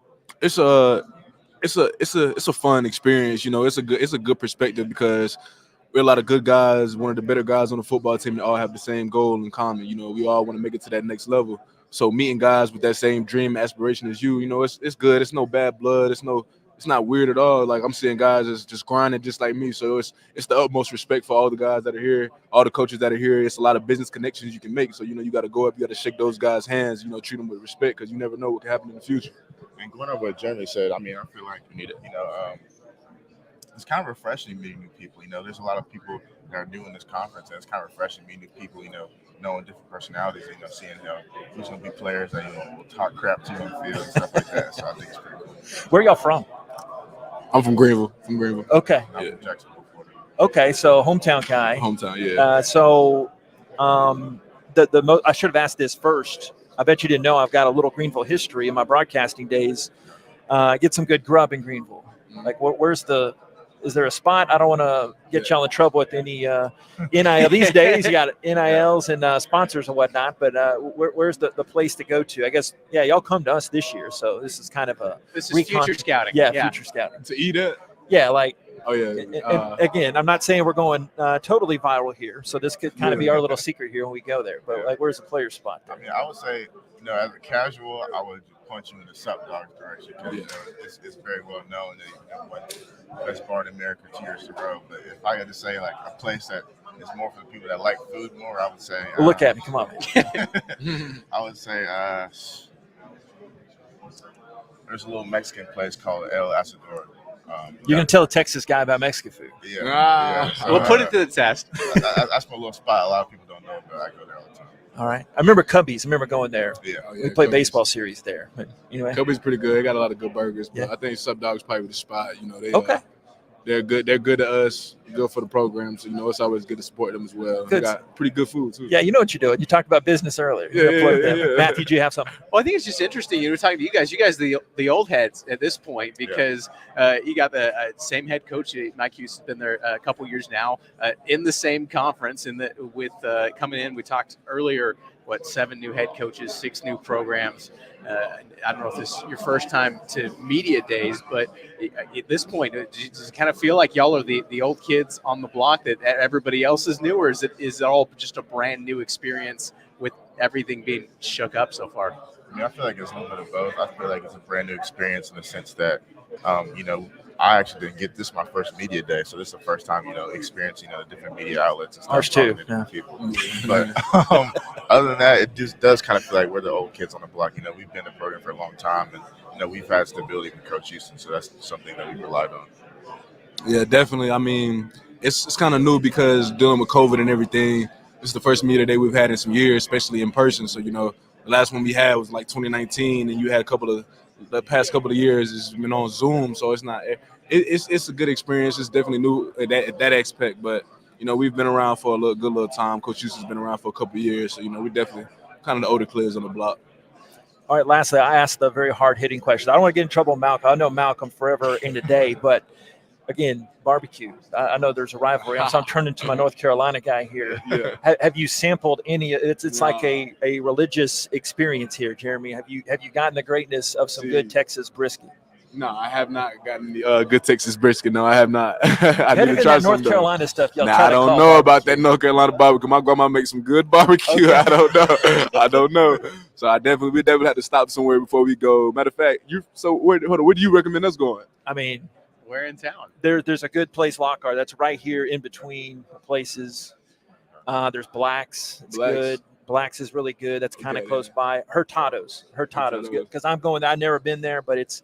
We have the rankings every other year, and that's been like top 5. So Hurtado, I think it's right across. You go past Cowboy Stadium, it's on the other side. Yes, Throw a rock. Yes, actually, I lived in Houston for 5 years. Really? So I'm kind of familiar with I did Texas great prep on this interview. So I went to Killins last week. You ever been to Killins? Yeah. My uncle is actually from Frisco. So, I mean, he actually sent me a brisket to ECU from a place local to him. So, I've had Texas brisket. Hutchins is my spot in Frisco. Not the one in McKinney. Hadn't been to the one in McKinney. One in McKinney burned down. Yeah. But been to the one in Frisco. I know. I haven't been to the one in Frisco. Dang it, guys. Come on, man. You got to fly out tonight, I'm sure. Yeah, right? So get to work, man. Yeah, enough of this ball stuff. We'll have to make a stop on the way out. See, we get the hard-hitting stuff. They'll let you take it on the plane. Yeah. As long as you share. I think so. Hey, thank you guys very much. I guess, y'all are coming back to your home stomping grounds here at our place, but won't bother you with those kind of questions. But thanks for coming on. Appreciate it. Appreciate Thank you very much. Appreciate it. It's Shane Calhoun and Jeremy Lewis of the ECU Pirates, who the Mouse will be, I guess, their home opening conference game in AAC action. Ask Ron Burke. Thank you, guys. Yeah, you got to practice that.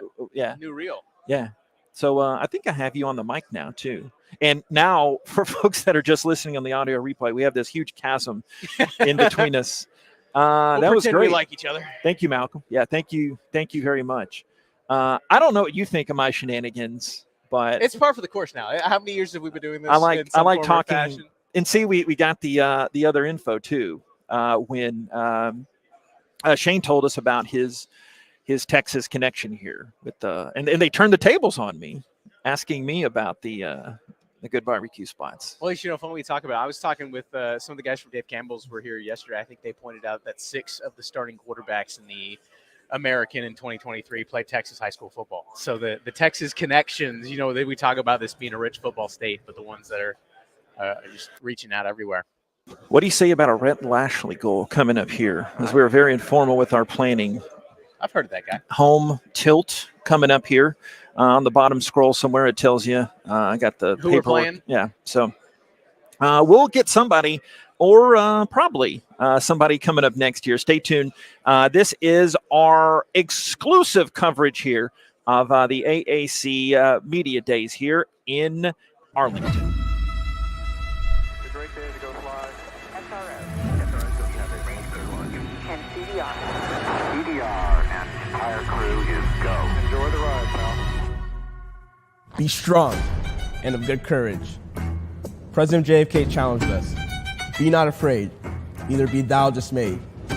We ascended to the stars, achieving what no one thought possible. Grit, teamwork, curiosity. These words are the foundation of Rice Athletics. Our commitment to excellence to do the impossible is made possible right here in Houston, Texas. From classrooms to the athletic field, we shape our communities with a creative and determined spirit. We impact the world through innovative ideas and discoveries. We're not ordinary. We're pioneers. We're change makers and doers, hailing from the hedges of South Maine.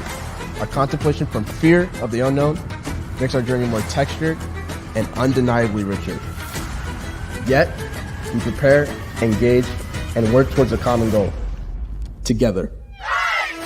We now embark on a new flight to prove that Rice Fight never dies. We seek the courage of all who came before us and set even higher expectations for the future of all Rice Owls. It's over. Rice has done it. American Athletic Conference. Ready to watch us soar?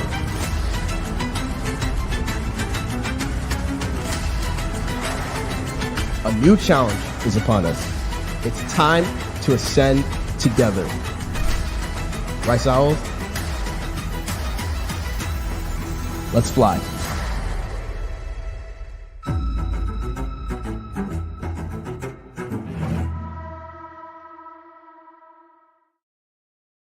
I figure if I turn up all the knobs, we'll get one of them with SMU second-year head coach Rhett Lashley. Coach, how are you? Doing well. Good. Thanks for popping over. Yeah. We saw you over there, and I don't know, this time of the media days, it's like you've probably done 400 interviews, asked the same question. So we try to make it. Yeah, I'm in a pretty good robotic mode right now. So what do y'all want to talk about? All the good barbecue spots. No, Matthew. That's where I was going to go. Yeah. We start with barbecue off the top, and yeah, I mean, get to the important we're in stuff, Texas, right?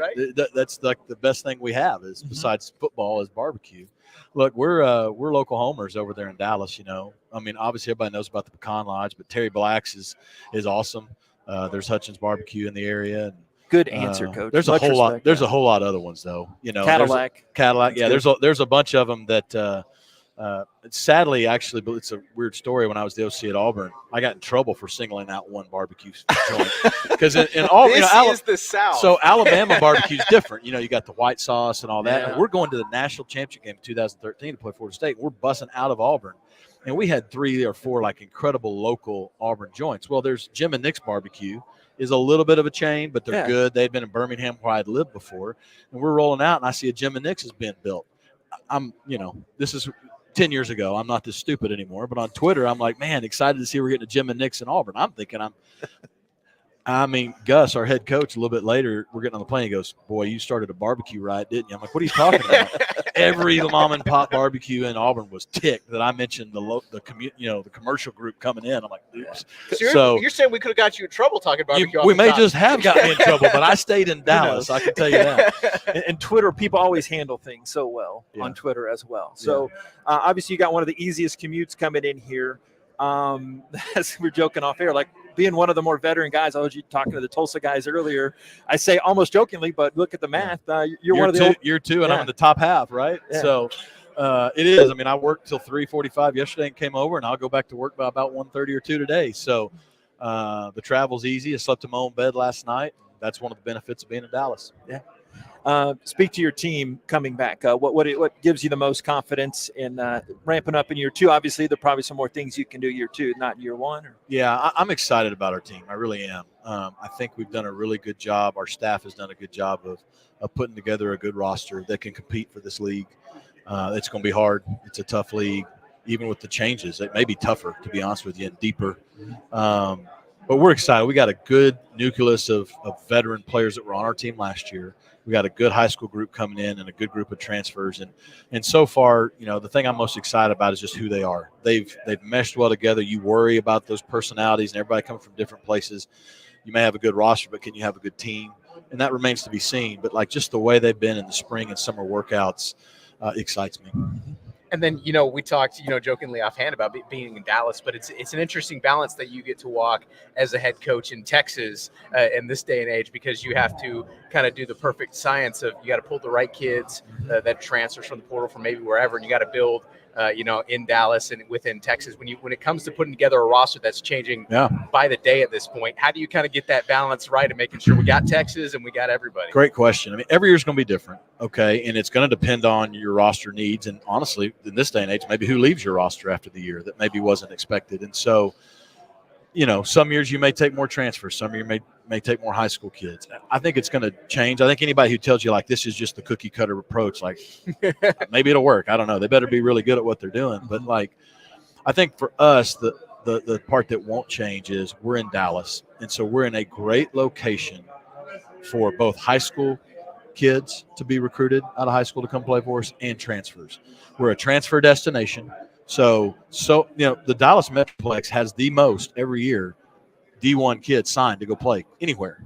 And so either they come play for us out of high school or they go somewhere else. But when they transfer, there's only one home school. There's only one school in Dallas, and that's us. And so we have the perfect balance there.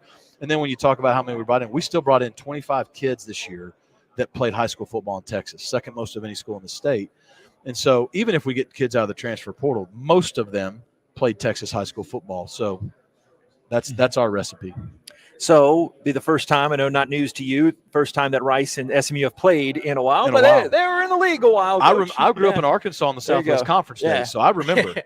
Do you see that, again, I'm not trying to start any fires here, but do you see that as a rivalry like you guys and Houston had a really good thing going here the last few years? So from a Rice and SMU standpoint. I don't know. I think it takes time to establish a rivalry. Clearly we have a history.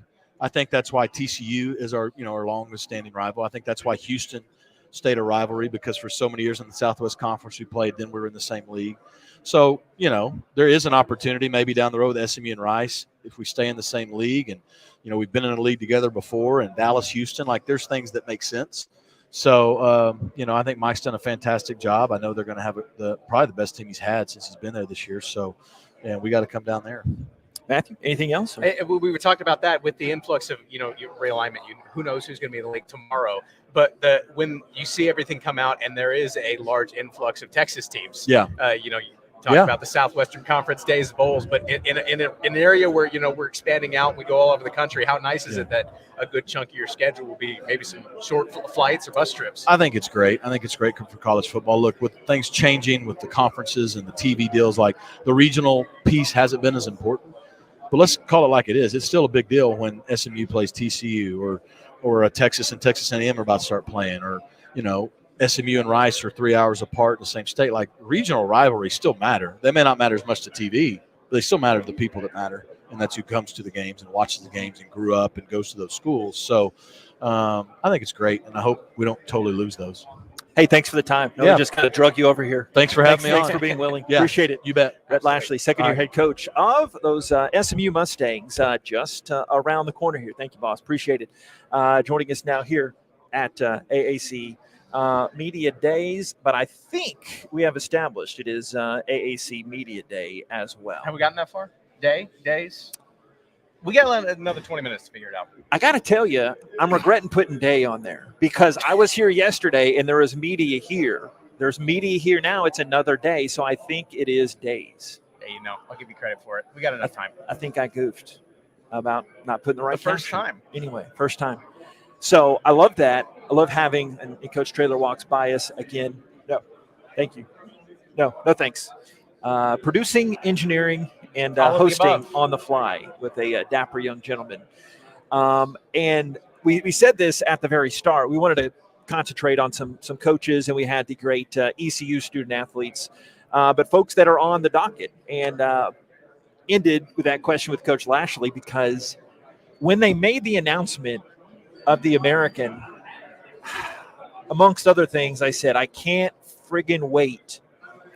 Speaking of, Coach Fritz around here somewhere too, maybe get the defending conference champs, but to play Tulane again, to play SMU again, to get back that regional flavor. As much as changing, and we don't know that's going to change, all I know is for the here and now, next year, hopefully too, you got that regional flavor. And I'm going to soak that so much up in basketball, in baseball, across the board. It's so great to have that local influence in there. I just can't wait. I had to get that, because I know you're worried, but I just had to get that off my chest. No, I think it's fun. And I was, we talked with Taylor McCarg on the Roost podcast last week before. He was saying, when Rice won their conference championship and things were rolling, and the good old days, so to speak, these were the teams that Rice was playing. And so it's been pretty exciting to, we're not there yet, but it's exciting to get back to that and to see those names on the schedule. One of the things that we always joked about in Conference USA is there wasn't enough bad blood. You didn't hate enough people. We moved to the AAC. It's like, we just talked to, Coach Lashley, and we don't hate him, but, there's the kind of animosity, Rice and SMU is like, you feel differently than Middle Tennessee or Western Kentucky. There's not that history. Exactly. And right now, everybody's walking around, and it's all great here. I don't know why I went into my Vince Scully impression, but it's all good. But, man, when Saturdays come in the fall and you've got that little cool in the air, I guess it'll be late September. It won't be 107 degrees. It'll feel like a furnace when you're walking outside of your house. Yeah, just 103. Yeah. And we do think Tom Herman might be coming up here soon. It just adds to that extra oomph, and one of the many reasons I'm excited for what's coming up here. Yeah, selfishly, I know this decision wasn't done for my benefit, but I'm quite content with how things are working. You never know. We have not had Mike Oresco on yet. Would that shock you if he said, you know what? Was this for me, Mike? Is this my present joining the league? Okay. Well, this is where we take a break and we regather here. But I like the way things are going, Matthew. And we'll figure out what to do coming up here in just a bit.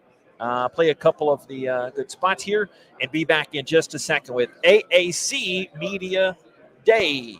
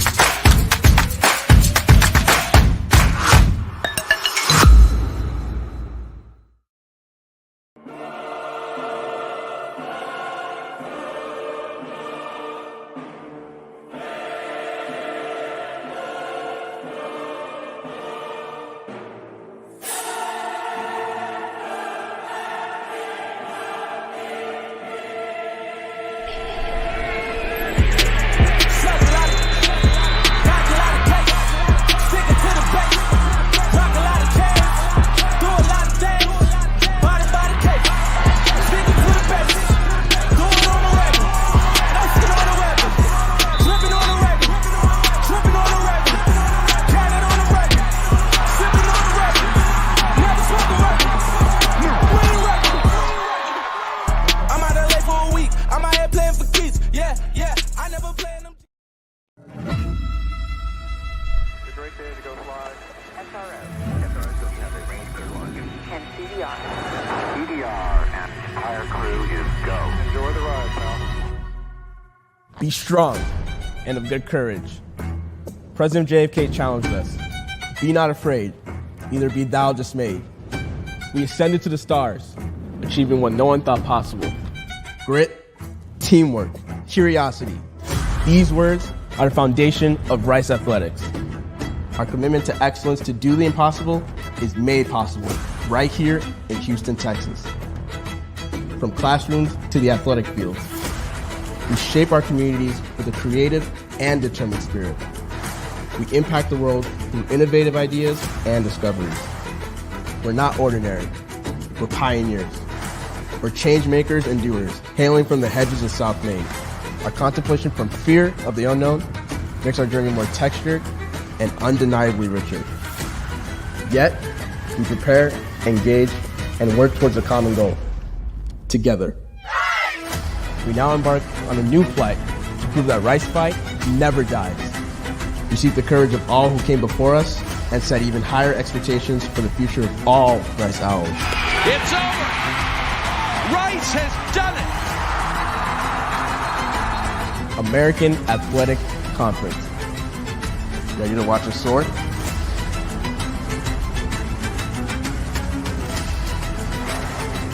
A new challenge is upon us. It's time to ascend together.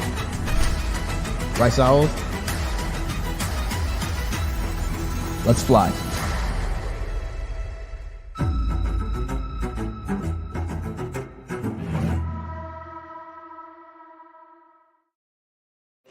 Joined now here at AAC Media Day with my elevator buddy, Jarius Monroe. Is it Jarius or Jairus? I want to get it right. It's Jarius. Got it? Okay. See, I knew I'd mess it up. See, we're already like 10 seconds in. I've already messed something up. And we understand he's going to do his best Willie Fritz impression, right? This is a missed opportunity. Oh, we didn't tell him that. We should have been leading with this for all the players that we've had on this morning. What time is it? Is there a guy on the team that does? Coach isn't here. I can't see him. Is there a guy on the team that does a good impression, or like even to his face? Or there's a couple guys that maybe tried, but coach is one of a kind. Yeah, y'all don't maybe have the nerve to do it right in front of his not face at or all, something. man. Too much respect for him.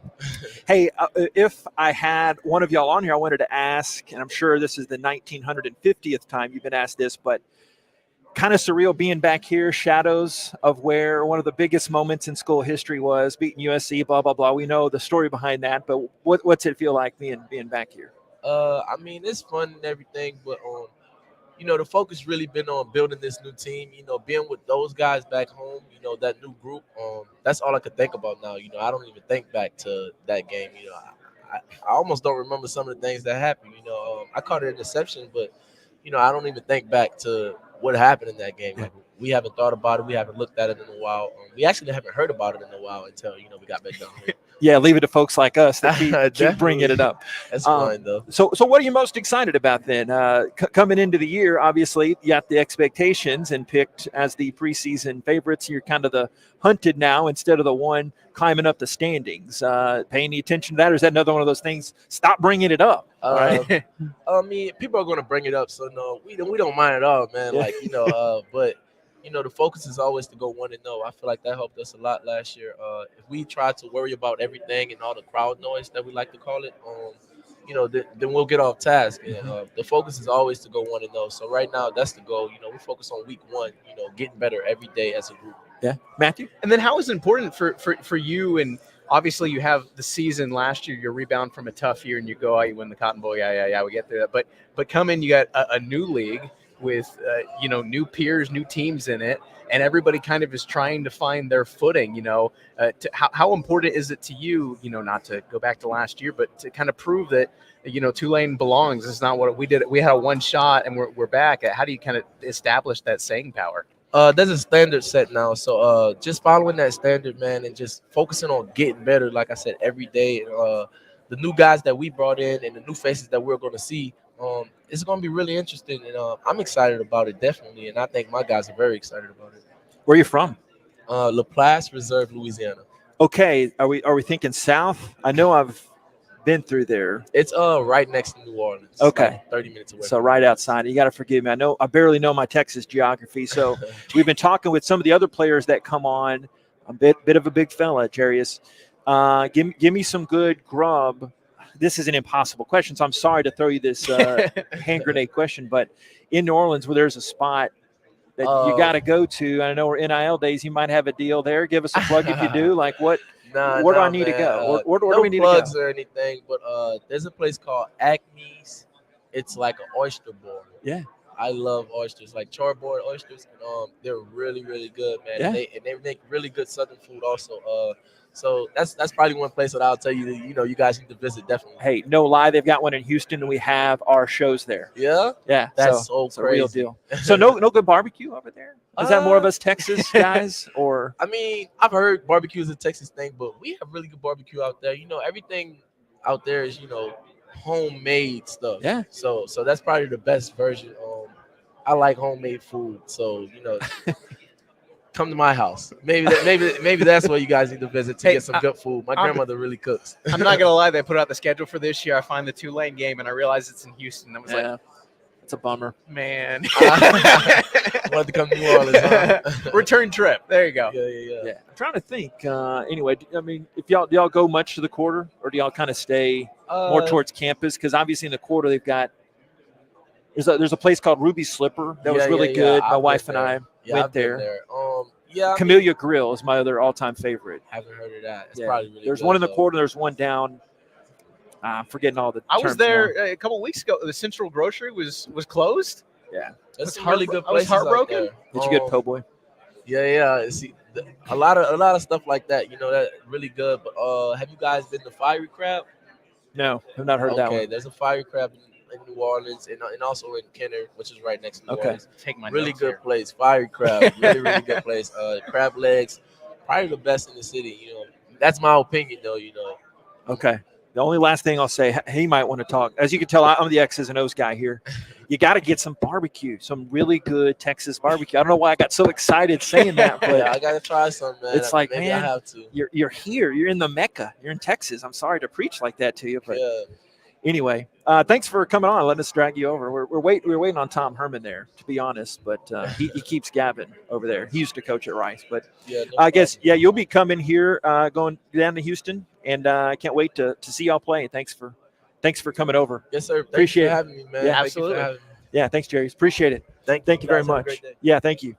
Here, continuing on AAC Media Day. Kind guy. Talked to him. I don't know if I saw him on the way. I know coming down here today, I had a couple of different trips, and I didn't go to Rice, but I've been working at Rice a while, and some of that has seeped into me. I was like, that guy must be a player. And so it's funny. You put two and two together. It's funny how it all comes together. What are the odds? A young gentleman wearing a team's shirt Plays for a football team at Media Days. where their responsibility is to come and talk to the media. What are the odds? Hey, there's some CUSA guys around here too, so you might at least you got one from the right conference, right? Yeah, got that. When Coach Herman does come on, I wanted to talk to him. He's got one writer over there. Do they really have that much stuff they can be talking about? I know it's like the job to talk here, but how much? But you're a perfect guy to ask because you're on the writing side most of the time, but you're a man of many talents on the video and the podcast. All of the above. Ask your 5 questions and let's go. Like, what are they waiting on? This is not on Coach Herman. This is on folks that might hold up the line here. We want to talk to them. That's a little bit of both. Sometimes you need the quote, and sometimes you just need to chat. That's honestly one of the best parts of this event is the best conversations, the things where you get the best moments with these coaches is when you're sitting down at these tables and we're not on the mic, and we can just kind of sit and chat. And those kind of conversations, those are the ones where, for better or worse, you build those relationships where they remember you. So when we come back next year, and Tom's like, I know you guys. Yeah. And Remember the face. Yeah, remember the face. Like, I guarantee you, Jarius and our new ECU friends, they're going to say, yeah, these crazy guys, I think they're with Rice. All they wanted to talk about was food. So Missed opportunity. Not just the X's and O's. How about a little housekeeping here on the side? We appreciate the folks that are still out there.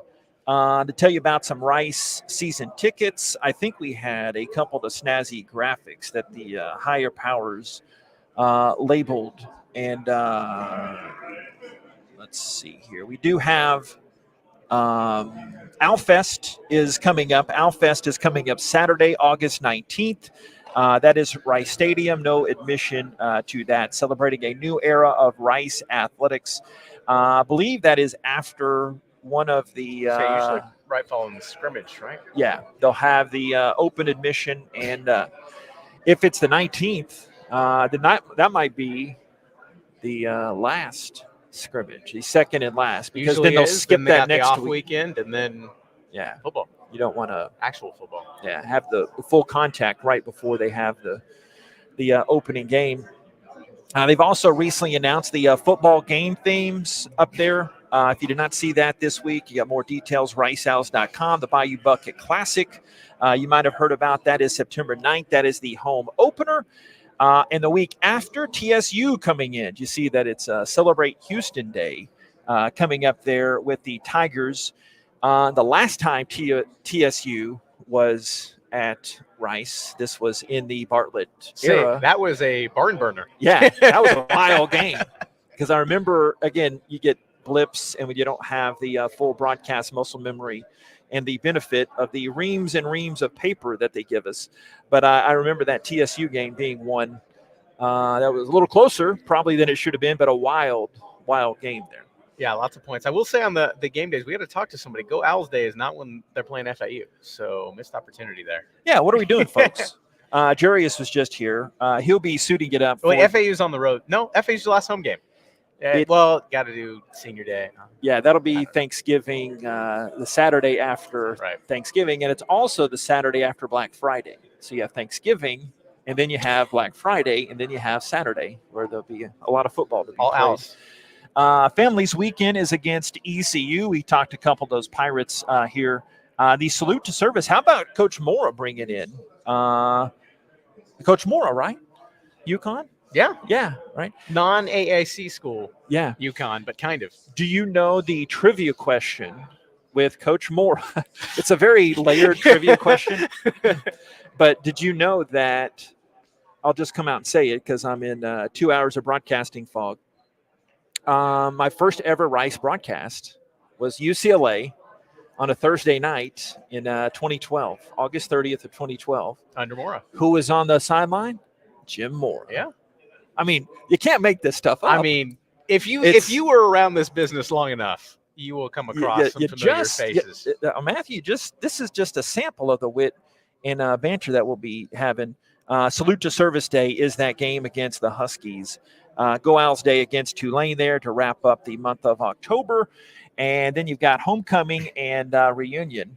We should have sprung that on Coach Lashley when he was up. Hey, did you know you're the Owls homecoming? Would that have stirred? He said history, not rivalry. Yeah, but we could start something. Yeah, we could just throw some.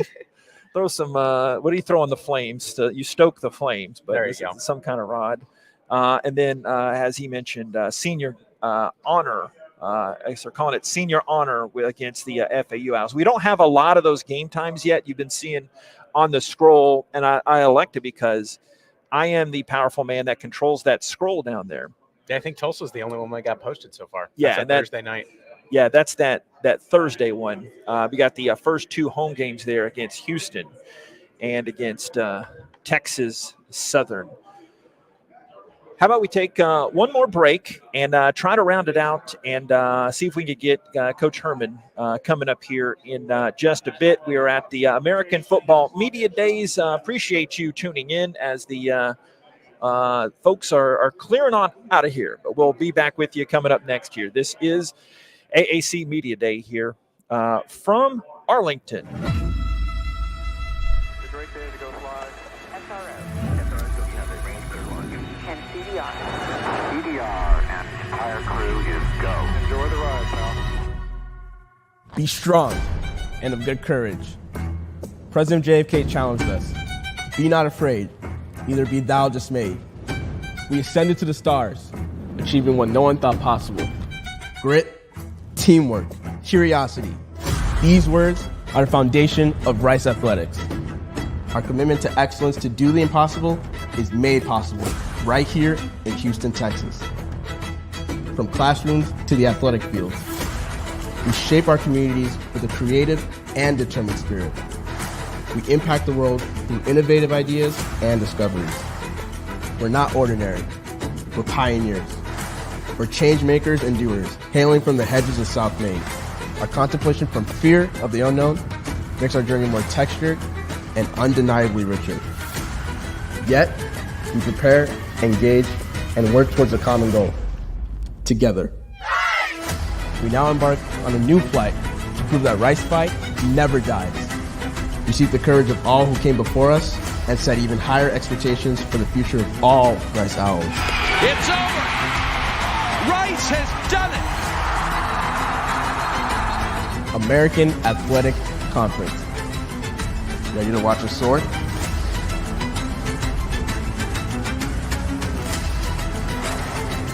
A new challenge is upon us. It's time to ascend together. Rice Owls, let's fly.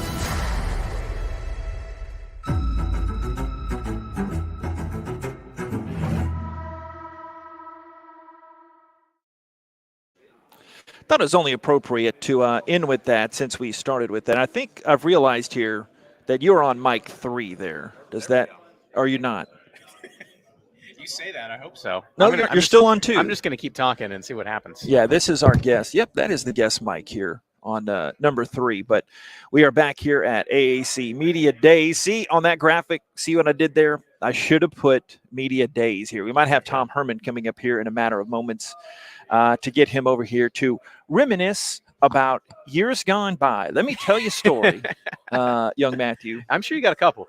Yeah, when no, I was not here when he was here, but final thoughts. If and when we do get him, we can get Coach. But any final punctuators on this? Because a lot of folks watching in might not have been here in our glorious start with no mistakes whatsoever when we started this thing. Don't fact check us on that. Yeah. Any final takeaways here in this new era of Rice football here? I mean, I think it's just generally you got the general excitement that I think it's July. Like everybody's 0-0. Everyone's excited. The year's here. Nothing has gone terribly. For the most part, nothing has gone terribly wrong yet. But it's refreshing to get everybody and kind of start on the same page. New league, a lot of people excited. Even the old heads. We talked to the guys at Tulane, just kind of like, okay, we got something to prove too. So everybody's starting out, on a relatively level playing field, and now we get to go play the games. Yeah. How about we had Jarius Monroe? Get the last name right. He was on. He's one of their great defensive backs. He's like, really? We haven't thought about it. It's guys like, and we might have movement with Coach Herman coming up here in moments, but we haven't thought about it. And that's against our grain of thinking because that's what the most recent game we have of them. But at the same time, it's like, it's funny. We were talking with folks this summer. Is like, we want to pull a Tulane. And I was like, oh, that means like go out of nowhere and have like an incredible season. I'm like, that's not what it meant 2 years ago. It's anything can happen. Yeah. So, what are they going to do? Steal my bag? Hey, Coach. I did check you out. I told him to hold your room key, okay? Oh, yeah. Got Tom Herman here joining us here. Hey, Coach. Hey, how are you guys? Yeah. We met briefly. You're a big-time TV guy in addition to your coaching talents. That's ironically the first thing I'm sure you might have this side of it. You obviously always going to go back to this, but did you kind of glean anything from your time on the other side of the aisle with us doing games and whatnot? Absolutely. It's doing color is much harder than I thought, and is much harder than even the play-by-play guy's job. I always joke, like, tell me about it. The play-by-play guy, he gets to, travel with his spotter, and all he says is, Johnny Jones hands off to Brian Smith, gain of 4, tackled by, Jimmy Johnson. Yeah.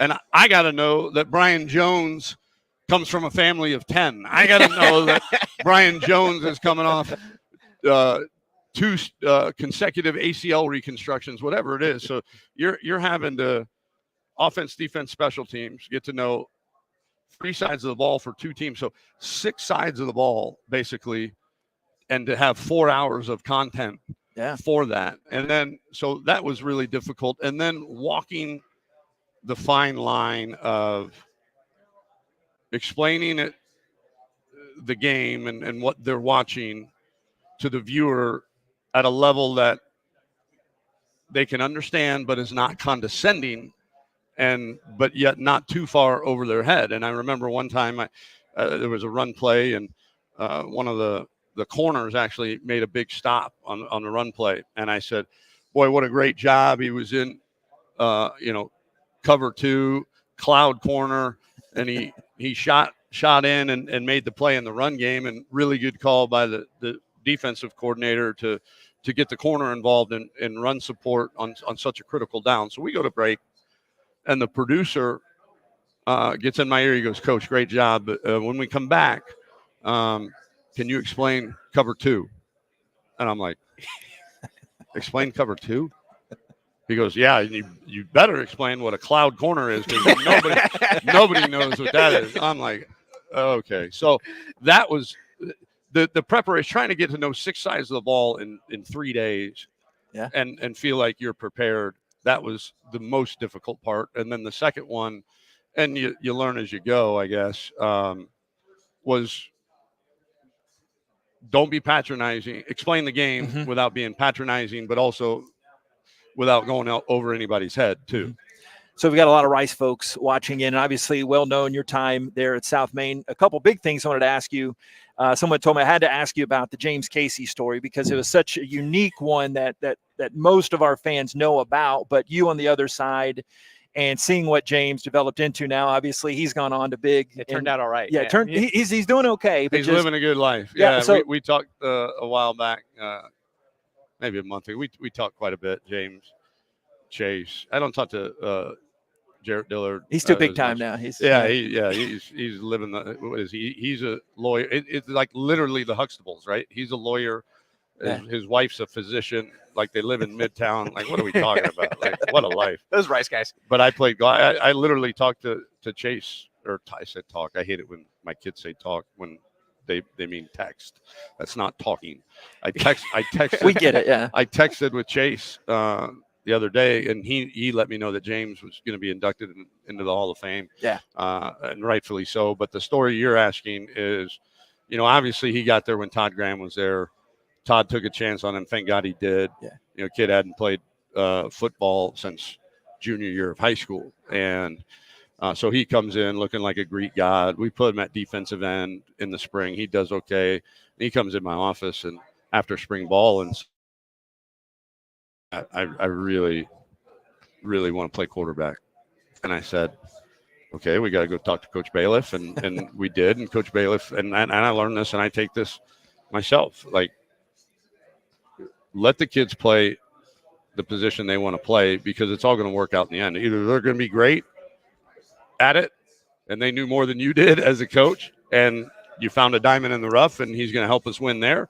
Yeah. Or he's going to realize, wait, I'm third string here, where I could maybe compete to be first string at that position. He's going to be then the one to come knock on your door and say, hey, Coach, do you think I can go try that position over there? So we let James play quarterback throughout the summer and fall camp. And then obviously Chase was who Chase is. And I don't want to say better, because James will probably beat me up. But, Chase had earned the job, but we felt like James was still our best second option. So we let him stay in the quarterback meeting room, because he's brilliant. Don't let the muscles and the good looks and all that fool you. Those Rice guys, right? He's freaking brilliant. He had a 4.0 at Rice in like a triple major or whatever. He's brilliant. So he met with the quarterbacks that the year he led the country in catches. He was in the quarterback meeting room every day. Wow. And he would just go out and just be James. And I remember the Southern Miss game like it was yesterday, when if my math is right, he threw a pass, caught a pass, ran the ball. 2 out of 3 of those were touchdowns. I can't remember which. Held on the extra points and had a sack and a PBU on defense. Like, what are we like? He's a freakazoid, man. Yeah. He's a freakazoid. Yeah, Coach Bailiff told me a lot after that. We referenced that game. He did everything but fly the charter home. Yeah, I was surprised they didn't let him do that. So probably would have done a better job than the pilot. Promise I'll let you talk, Matthew. But Coach Bailiff still means so much to me. Me too. And just I consider him one of my top 3 to 5 mentors in my entire career. Okay. Speak to that influence in what I mean. He's such all y'all are so great at relating to people and being transparent. But no, he's the best. That's the thing. He's the best. You were going to ask me what is it about him? I was going to say relationship. Yeah. The guy, he loves kids the way I love kids, or young men, guys at the collegiate age. Let's say. We got you. Yeah. Yeah.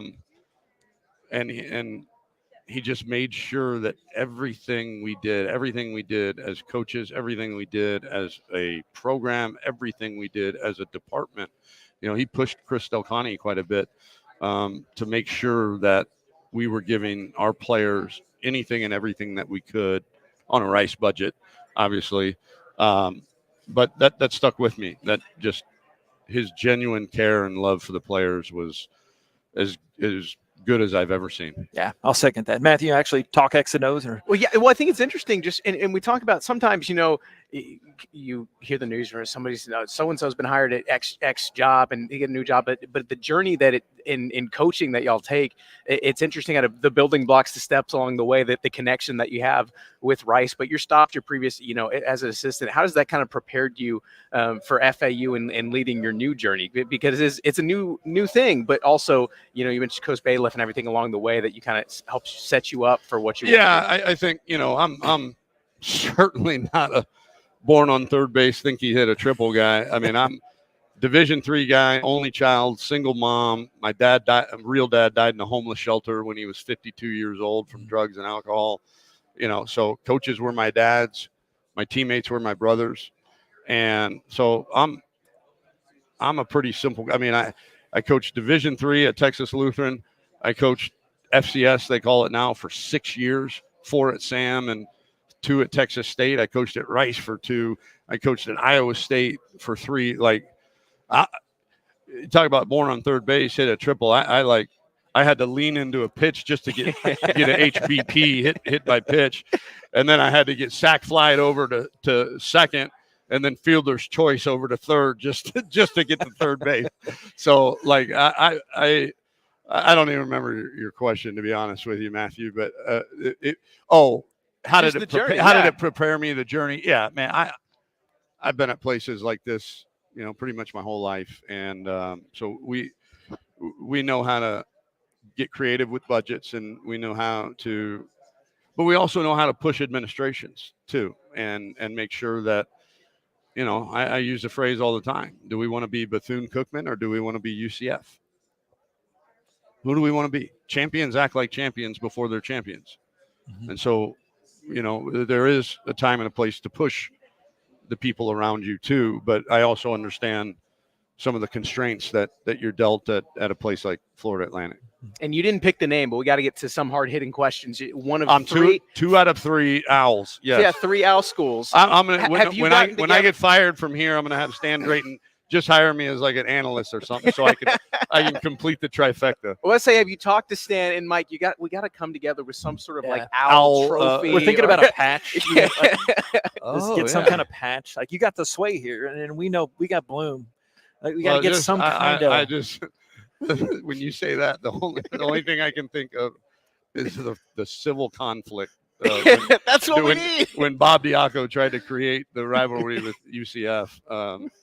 But no, yeah, it's been kind of an owl is a pretty unique mascot, and there's only 3 of them in Division I. We'll add Kennesaw State next year, and we're good. Are they? I think they're jumping. Yeah, aren't they jumping up? And they're going to Division I. Yeah, just not with us. I don't think. CUSA. Don't break any news. But yeah. Thanks, Tom. Appreciate it. All right, thanks, guys. Go Owls. Yes. On this side here. Thank you very much. That's the great Tom Herman joining us here, former Owl assistant coach, and we will be back with a wrap up right after this. Stay with us. This is the Owls preview show here in the AAC Media Day. It's a great day to go fly. SRO, so we have a range crew on you. And CDR. CDR and the entire crew is go. Enjoy the ride, pal. Be strong and of good courage. President JFK challenged us. Be not afraid, neither be thou dismayed. We ascended to the stars, achieving what no one thought possible. Grit, teamwork, curiosity. These words are the foundation of Rice Athletics. Our commitment to excellence to do the impossible is made possible right here in Houston, Texas. From classrooms to the athletic field, we shape our communities with a creative and determined spirit. We impact the world through innovative ideas and discoveries. We're not ordinary. We're pioneers. We're change makers and doers, hailing from the hedges of South Main. Our contemplation from fear of the unknown makes our journey more textured and undeniably richer. Yet, we prepare, engage, and work towards a common goal. Together. We now embark on a new flight to prove that Rice Fight never dies. We seek the courage of all who came before us and set even higher expectations for the future of all Rice Owls. It's over. Rice has done it. American Athletic Conference. Ready to watch us soar?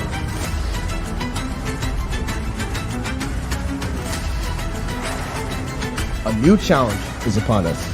It's time to ascend together. Rice Owls, let's fly.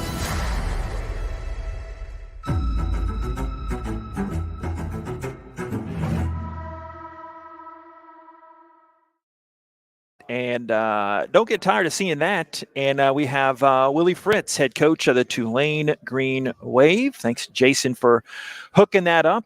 So I think the rule would go, we have the conference champs. You're kind of ushering us out into this media day. What's it been like so far for you? I guess you've answered the same questions 100 times. And a couple times. Yeah.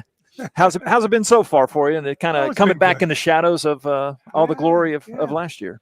Well, that is neat. I opened my drapes up when I got in my room, and there's AT&T Stadium. So obviously we got fond memories of the game last year. But yeah, it's always fun this is kind of the beginning of, the football season. My first media day as a head coach was 1993.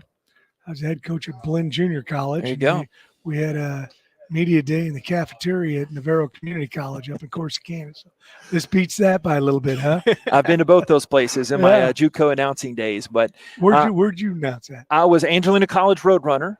Okay. No football there, Yeah, I know. obviously, but spent 19 years in Lufkin. Mhm. And one of the things, my first segue is I was going to ask you about kind of being close to your old Sam Houston stomping grounds. I know you won you had the success and up I-45 a little bit here, but how big is Texas to what you've been doing? And forgive me for not knowing some of the big Texas guys on the roster. In We Houston got 22 guys on the team from Texas. Matter of fact, one of them is here today, Sincere Hainsworth from Pearland, down in your neck of the woods. And it's when I got at Tulane, they had 0 guys on the team from Texas, and Louisiana is only 4.6 million people, so we've got to branch out. And then we've got, like Rice, we've got academic requirements for our student athletes. You got to have more than a pulse to play at Rice or play at Tulane, right?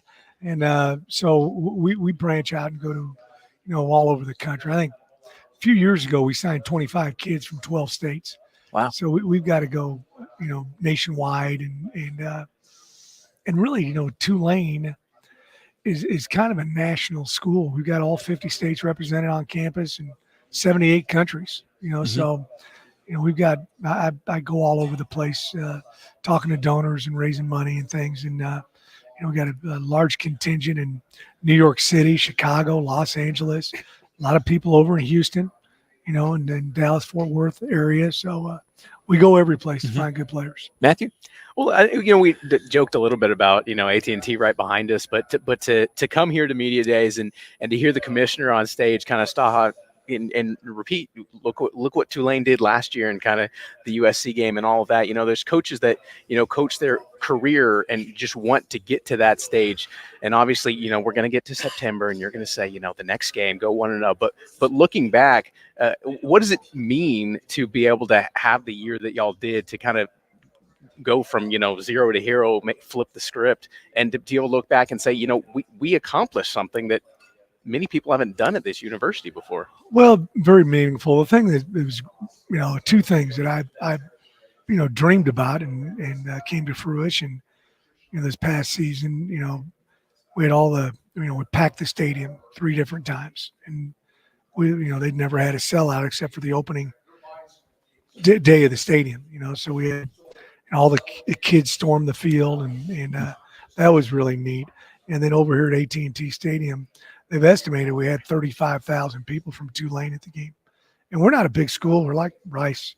What's y'all's enrollment? Looking about 5. Yeah, we're about 8,000, So we don't have, 70,000 students like some schools.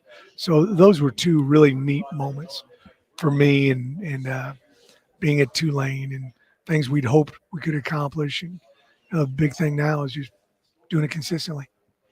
Being the hunted now instead of the hunter. I'm sure you've been asked that a lot, but do you play much on that? Not to reveal all your coaching psychology, but what does do you lay heavy on that? Because obviously it could be a good motivational thing. I don't talk about that stuff much. My preparation is probably the same at Tulane as it was at Blinn. I'm very consistent. We want to practice at a high level every single day.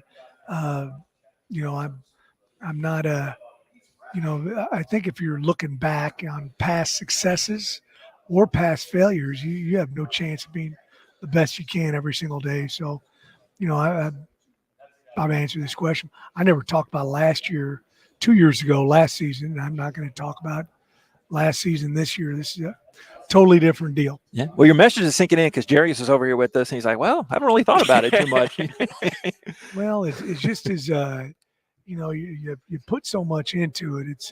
It was fun, and there was a time that in March, getting ready for spring ball, that I tell the guys, hey, we did a lot of stuff. I mean, we were honored at a lot of different places. I was a grand marshal of a parade for. They got this deal called Mardi Gras over in We've heard of it, yeah, in New Orleans. You heard of it before? And our guys had 3 floats in one of the parades we were in. They had almost 1 million people on the sidewalks, and I mean it's really neat. And we've wanted to we brand ourselves as New Orleans college football team, and New Orleans has really embraced us back, and so we just want to continue that. All right, now the really hard-hitting questions. We asked Jarius some of this.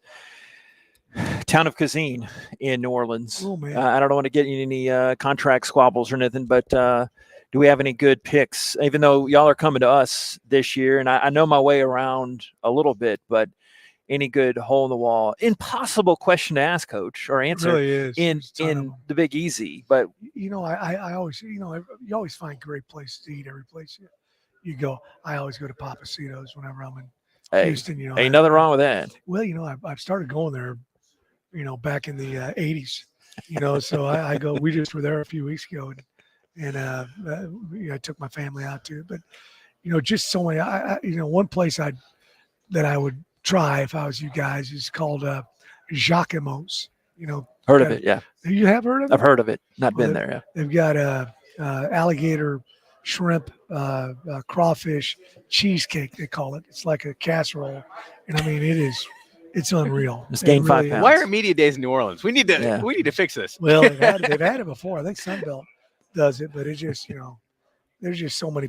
Bad thing for me is once I find a good place, I keep going to it instead of expanding my horizons. So what you hear about the food, it really is that great. Yeah. Anything else, Matthew? Well, I'm going to let you out. One question. Rice is pretty excited. We have a new quarterback coming in, JT Daniels, and what Coach Bloomgren always says: quarterback gets too much credit and too much blame one way or another. But how much? And you don't have to spill your secrets. How much easier is your job now that you got Michael Pratt and the guy who has, skins on the wall and has done it. How much do you still have to coach with the guy who knows so much and can unlock things for you? No, it certainly helps you. One thing I've always said is if you don't have a good to great quarterback, you better be real good every place else. I've had a couple of years where, we were real good at every place else and it had some success, and some other years we were average and didn't have success. So if you got a quarterback, that's a good starting piece, obviously. And Michael certainly has had a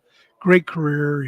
I believe he's a couple thousand yards from being the all-time passer in Tulane history. He's 3 or 4 touchdowns away from winning that as well. And Tulane's had some great quarterbacks. Patrick Ramsey was a first-round draft pick. J.P. Lossman, first-round draft pick. Ryan Griffin, still playing in the NFL. I'm sure I'm missing a few really good ones as well. Sean King, played a long time in the NFL. So, he'll be another one. Making me feel a little bit selfishly, making me more excited for our season. Yeah. Well, you got a good kid. I've heard good things about him and your head coach and the staff. Something interesting. The other day I spoke at the Texas High School Coaches Association, and they spoke right before me, and they did an excellent job. Sanders Davis and Coach Mike, and they do a good job representing your university. Hey, thanks for coming over. Talking ball, talking food. In that order, somewhat. And I guess flying. Yeah, you're not going to drive all the way, so you get to hop on the bird and get over there. Thank you. Thank you. Honor meeting you. Appreciate the time. Thank you very much. Thank you. Great. Willie Fritz joining us here, Tulane Boss Man. They will be coming to South Main there later in the season.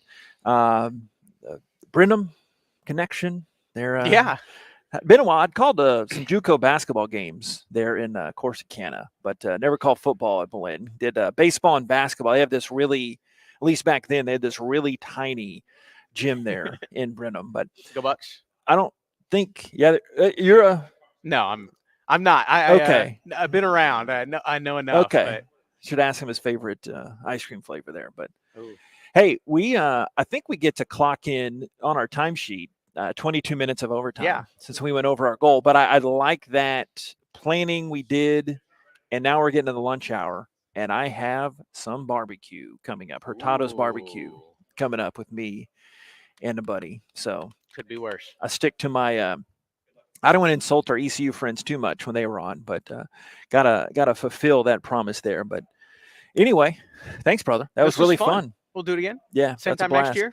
Yeah, for those that are still around there, there are at least a few of you. Blue and Gray preview show. I don't know when We'll figure it out. we're doing that, but we might be moving things around. But stay tuned for the same podcast, broadcast, all that good stuff. But I don't know how to outro it, but I do know what to say is that it's the AAC Media Days here. Appreciate everybody. I could not begin to remember everybody we had on. So a big thanks to all those Sports Info folks for kicking us up, hooking us up with them. Thanks to Matthew. I'm JP. Have a great rest of this day. God bless. Go Owls. Race fight. We'll be talking to you coming up here soon. Stay tuned. Media Days.